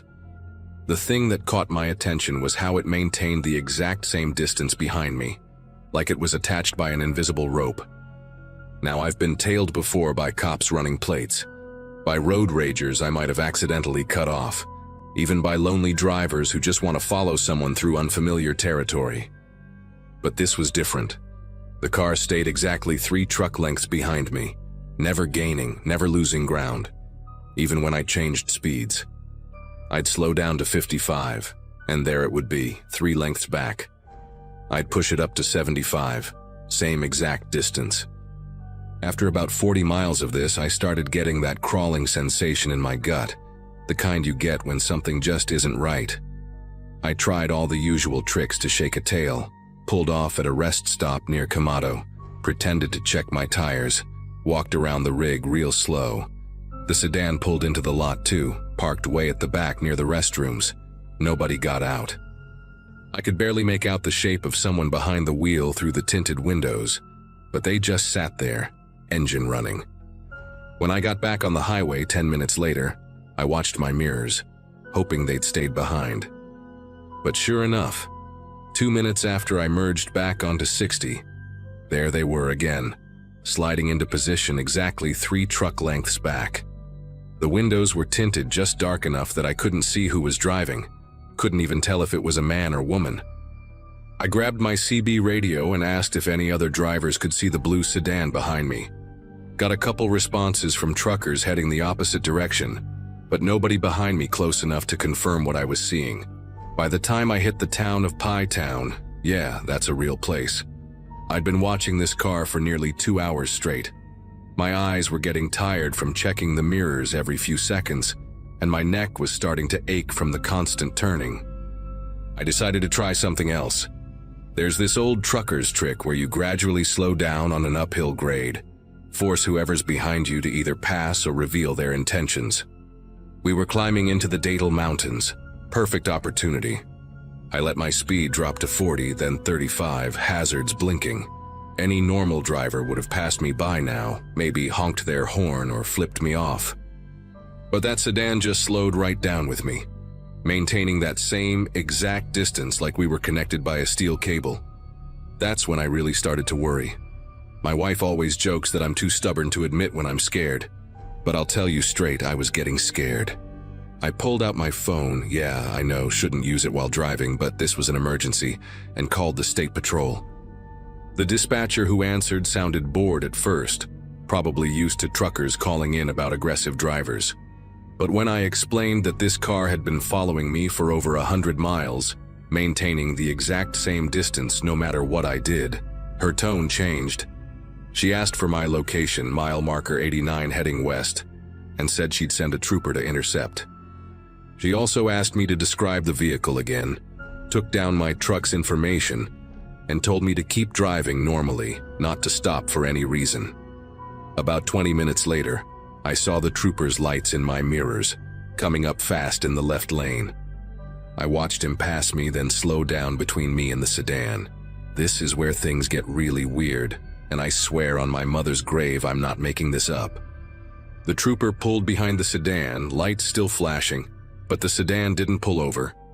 It just kept driving, same speed, same distance behind me. The trooper stayed behind it for maybe 2 miles, then suddenly sped up, passed both the sedan and my truck, and pulled me over instead. I was confused as hell, but I pulled onto the shoulder like he signaled. The trooper, young guy with a thick mustache, walked up to my window with this strange look on his face like he'd seen a ghost or something. He asked me if I was feeling all right, if I'd been driving long, if maybe I needed to rest. I told him I was fine, just spooked by that car that had been following me. He looked at me for a long moment, then said something that made my whole body go cold. He said he'd been behind me for the last 5 miles and there was no other vehicle between us. No blue sedan, no car of any kind. He'd checked the highway cameras from the dispatch center too, going back 2 hours. Every single frame showed my truck driving alone. No vehicles following me at all. But I could still see it. Right there in my mirror, 3 truck lengths back, waiting on the shoulder behind us. The trooper made me take a breathalyzer test right there on the side of the road. Came back clean, obviously. I hadn't touched a drop in 15 years, not since my daughter was born. He checked my logbook, looked at my pupils with a flashlight, even made me walk a straight line. The whole time I kept glancing back at that sedan, just sitting there, engine idling. Driver hidden behind those dark windows. The trooper couldn't see it, kept asking what I was looking at. Finally, he suggested I might be suffering from highway hypnosis. Said it happens to long-haul drivers sometimes, especially on these straight desert roads where everything looks the same for hours. He recommended I stop at the next town, get a room, rest up. But he also did something that struck me as odd. He called in my report anyway, filed it officially, and gave me a case number. Said if anything else unusual happened, I should call immediately and reference that number. As he walked back to his cruiser, he paused and looked back down the empty highway behind us, squinting like maybe, just maybe, he saw something too. I got back in my truck, and sure enough, when I pulled out, the sedan pulled out too. Same distance, same steady pace. But now I was really rattled. If the cameras couldn't see it, if the trooper couldn't see it, what the hell was I looking at? I started thinking maybe I was losing it. Maybe all those years on the road had finally caught up with me. But the thing is, I could see every detail of that car clear as day. The slight dent in the front bumper, the way one headlight sat a little lower than the other. Even caught a glimpse of some kind of air freshener hanging from the rearview mirror when the sun hit the windshield just right. You don't hallucinate details like that, do you? I kept driving, white-knuckling the steering wheel, checking my mirrors every few seconds. The sedan never wavered, never changed lanes unnecessarily, just followed with this unnatural precision that made my teeth hurt from clenching my jaw so hard. The next 2 hours were the longest of my life. I tried everything to distract myself, turned the radio up loud, called my wife, didn't tell her what was happening, didn't want her to worry, even sang along to some old Conway Twitty songs at the top of my lungs. But that sedan never left my mirrors. Around 5 p.m., the sun started getting low, shooting straight into my side mirrors and making it harder to see behind me. That's when I noticed something that made me pull off at the next exit, a little nothing town called Detil. The sedan's shadow. I could see its shadow stretching across the highway in the late afternoon sun, but when other cars passed by, their headlights went right through where the sedan should have been, like shining a flashlight through smoke. I parked at a small gas station, hands trembling as I filled up my tank. The sedan had pulled into the lot too, parked across from the pumps, just sitting there. I walked inside, bought a coffee I didn't want, and asked the kid behind the counter if he could see a blue sedan in the lot. He looked out the window, scanned the parking area, and shook his head. "Just my truck and an old pickup that belonged to a local," he said. I sat in that gas station for an hour, drinking bitter coffee and watching through the window. The sedan never moved, never turned off its engine. I could hear it idling, this low, steady rumble that seemed to vibrate in my chest. The kid at the counter kept giving me worried looks, probably thought I was on something. Finally, I worked up the courage to walk toward it. Each step felt like walking through thick mud, my legs getting heavier the closer I got. When I was about 10 feet away, I could finally see through the driver's side window. There was someone in there. I was sure of it. But their features were all wrong, like looking at a face through frosted glass or heavy static. They weren't moving, weren't breathing that I could tell, just sitting there with their hands at 10 and 2 on the steering wheel. I reached out to tap on the window, and I swear the temperature dropped 20 degrees. My knuckles were an inch from the glass when my phone rang, making me jump back. It was dispatch from my company, asking why I'd stopped for so long. When I looked back, the sedan was gone. Not driving away, not pulling out, just gone, like it had never been there at all. I got back on the road, desperate to finish my run and get home. No more sedan in my mirrors, just normal traffic in the darkening desert. Made it to Phoenix by 9 p.m., delivered my load, and checked into a motel instead of heading back that night. Couldn't bring myself to drive that stretch of Highway 60 in the dark. I didn't sleep much, kept seeing those distorted features behind the frosted glass every time I closed my eyes. The next morning I took a different route home, adding 3 hours to my trip but avoiding that stretch of road completely. I filed my official report with the State Patrol using that case number, described everything in detail. The officer I spoke with seemed to take it seriously, said they'd had a few similar reports over the years but could never verify anything. Then she said something that made me sick to my stomach, asked if I'd heard about the Datil incidents.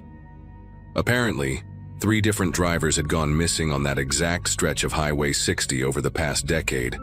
All of them last seen at the same gas station where I'd stopped. All of them had called in reports of being followed by a vehicle that didn't show up on cameras. 6 days later, I saw the news report. Another trucker, a guy named Robert Vance from Oklahoma, had gone missing on Highway 60. His truck was found abandoned at that same gas station in Datil, engine still running, cargo untouched. The kid who worked at the station said Vance had come in acting agitated, kept asking about a car in the parking lot that wasn't there. Security footage showed him walking out to the lot, approaching an empty space, reaching out like he was about to touch something, and then just walking away. Not to his truck, not to the road, just walking straight out into the desert. They found his cell phone a mile out. Last message was to his dispatcher, "Following me again, going to make it stop." They never found him. State Patrol called me in for questioning, wanted to know if I'd seen anything else, if I had any idea what happened. I told them everything, but what could they do with that? I haven't driven that route since. Gave up a good contract, told my company I wouldn't haul through that part of the state anymore. Sometimes I wonder if that sedan is still out there, following some other poor bastard who thinks they're just tired, just seeing things. And sometimes, late at night when I'm driving other routes, I still check my mirrors more than I should.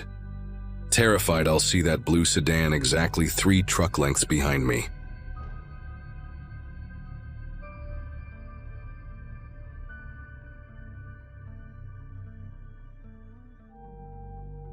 During that period, I was running long hauls mostly at night, hauling refrigerated goods across the Southwest. My name is Denise, and I'd been on the road for about 8 years by then, used to the loneliness and the rhythm of late-night trucking. I liked the quiet, the low hum of the engine, the steady sweep of headlights carving tunnels through the dark. That night, the route had me driving through endless desert stretches, where the horizon was flat and the sky felt wider than anywhere else in the country. I remember fueling up before leaving town, topping off my thermos with coffee, and telling myself it would be just another routine run. The CB radio was always on in my cab. Most of the time it stayed quiet unless another trucker chimed in with road updates or jokes to pass the miles. It had become like background noise, something I rarely paid attention to unless someone called my handle. But somewhere past midnight, when I was in the middle of a stretch of highway with no lights for miles, the static broke, and I heard a voice, low, almost a whisper, say my name. Not my handle, my actual name, spoken slowly, like it was being drawn out of the static itself. For a second I thought I was imagining it, maybe nodding off, but I was wide awake. At first I laughed to myself and said, "Yeah, right," out loud in the cab, because there was no way anyone out there knew who I was by name. But then it came again, clearer this time, like two voices overlapping, both saying Denise at once. My grip on the steering wheel tightened and I turned down the music to make sure I wasn't mishearing. The whisper didn't come back right away, but when the radio hissed again, the voices said something different. "Slow down." The words were faint, but I caught them, and my body reacted before my mind did. I eased off the accelerator and started to coast. Not even a minute later, the voices pressed through the static again. "Stop now." My pulse kicked hard, and I pulled into the breakdown lane, convinced maybe there was a wreck ahead that I couldn't see yet. The road stretched dark and empty under my headlights, but I stayed there on the shoulder for several minutes, waiting. Nothing came. No cars, no trucks, no hazard lights in the distance. Just silence and the faint hum of desert wind outside my cab. I eventually pulled back onto the road, driving slower, scanning the pavement. But it was as if the warning had been for something that never happened. When I finally reached the next rest area, I pulled in just to stretch and shake off the weird feeling. The place was dimly lit, just a couple of trucks parked in a line, and the vending machines buzzing under a yellow lamp. I grabbed a soda, walked around the lot, and then leaned against my rig trying to calm down. A guy stepped out of his cab a few spots down and nodded at me. He was older, gray beard, cap pulled low, and when I mentioned I thought my CB was acting up, his expression shifted like he knew exactly what I was talking about before I finished. He asked, "Did it call your name?"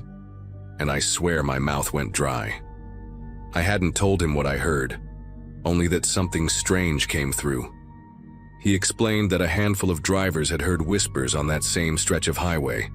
Sometimes it was their own names, sometimes it was warnings.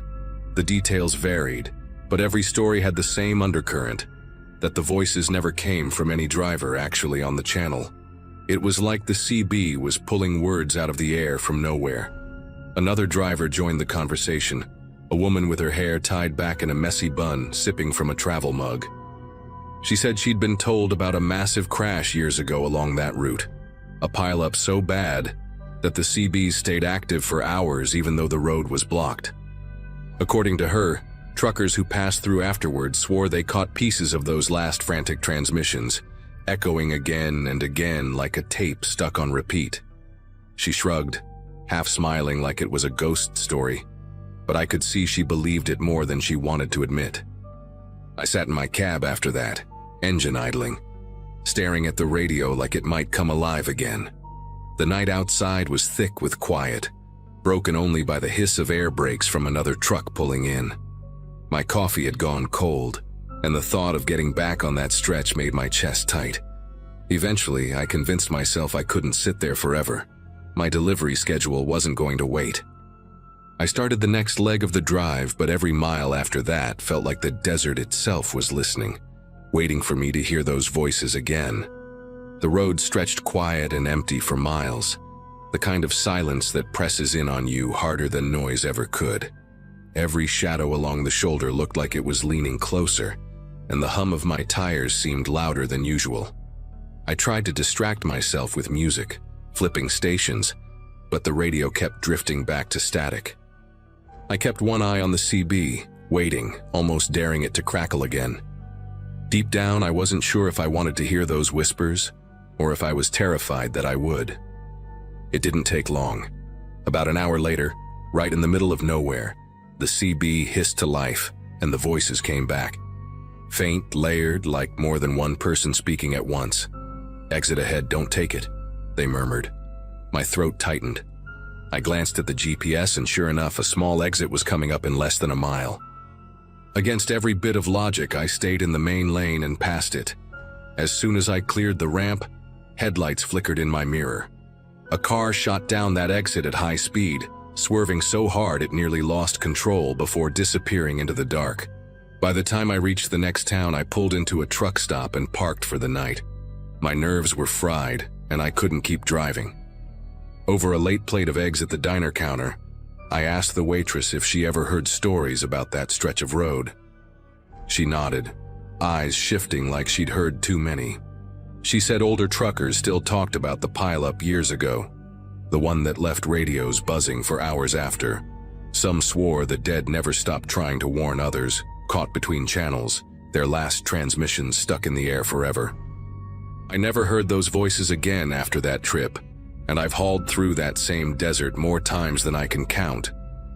But every time I reach that stretch, I turn down the music, keep the CB on, and listen. Part of me thinks maybe the warning saved me from something I'll never fully understand. Another part believes those whispers belong to drivers who never made it home, their voices tangled in static, waiting to reach whoever will listen. Either way, that night changed the way I look at the road. Silence out there doesn't always mean you're alone.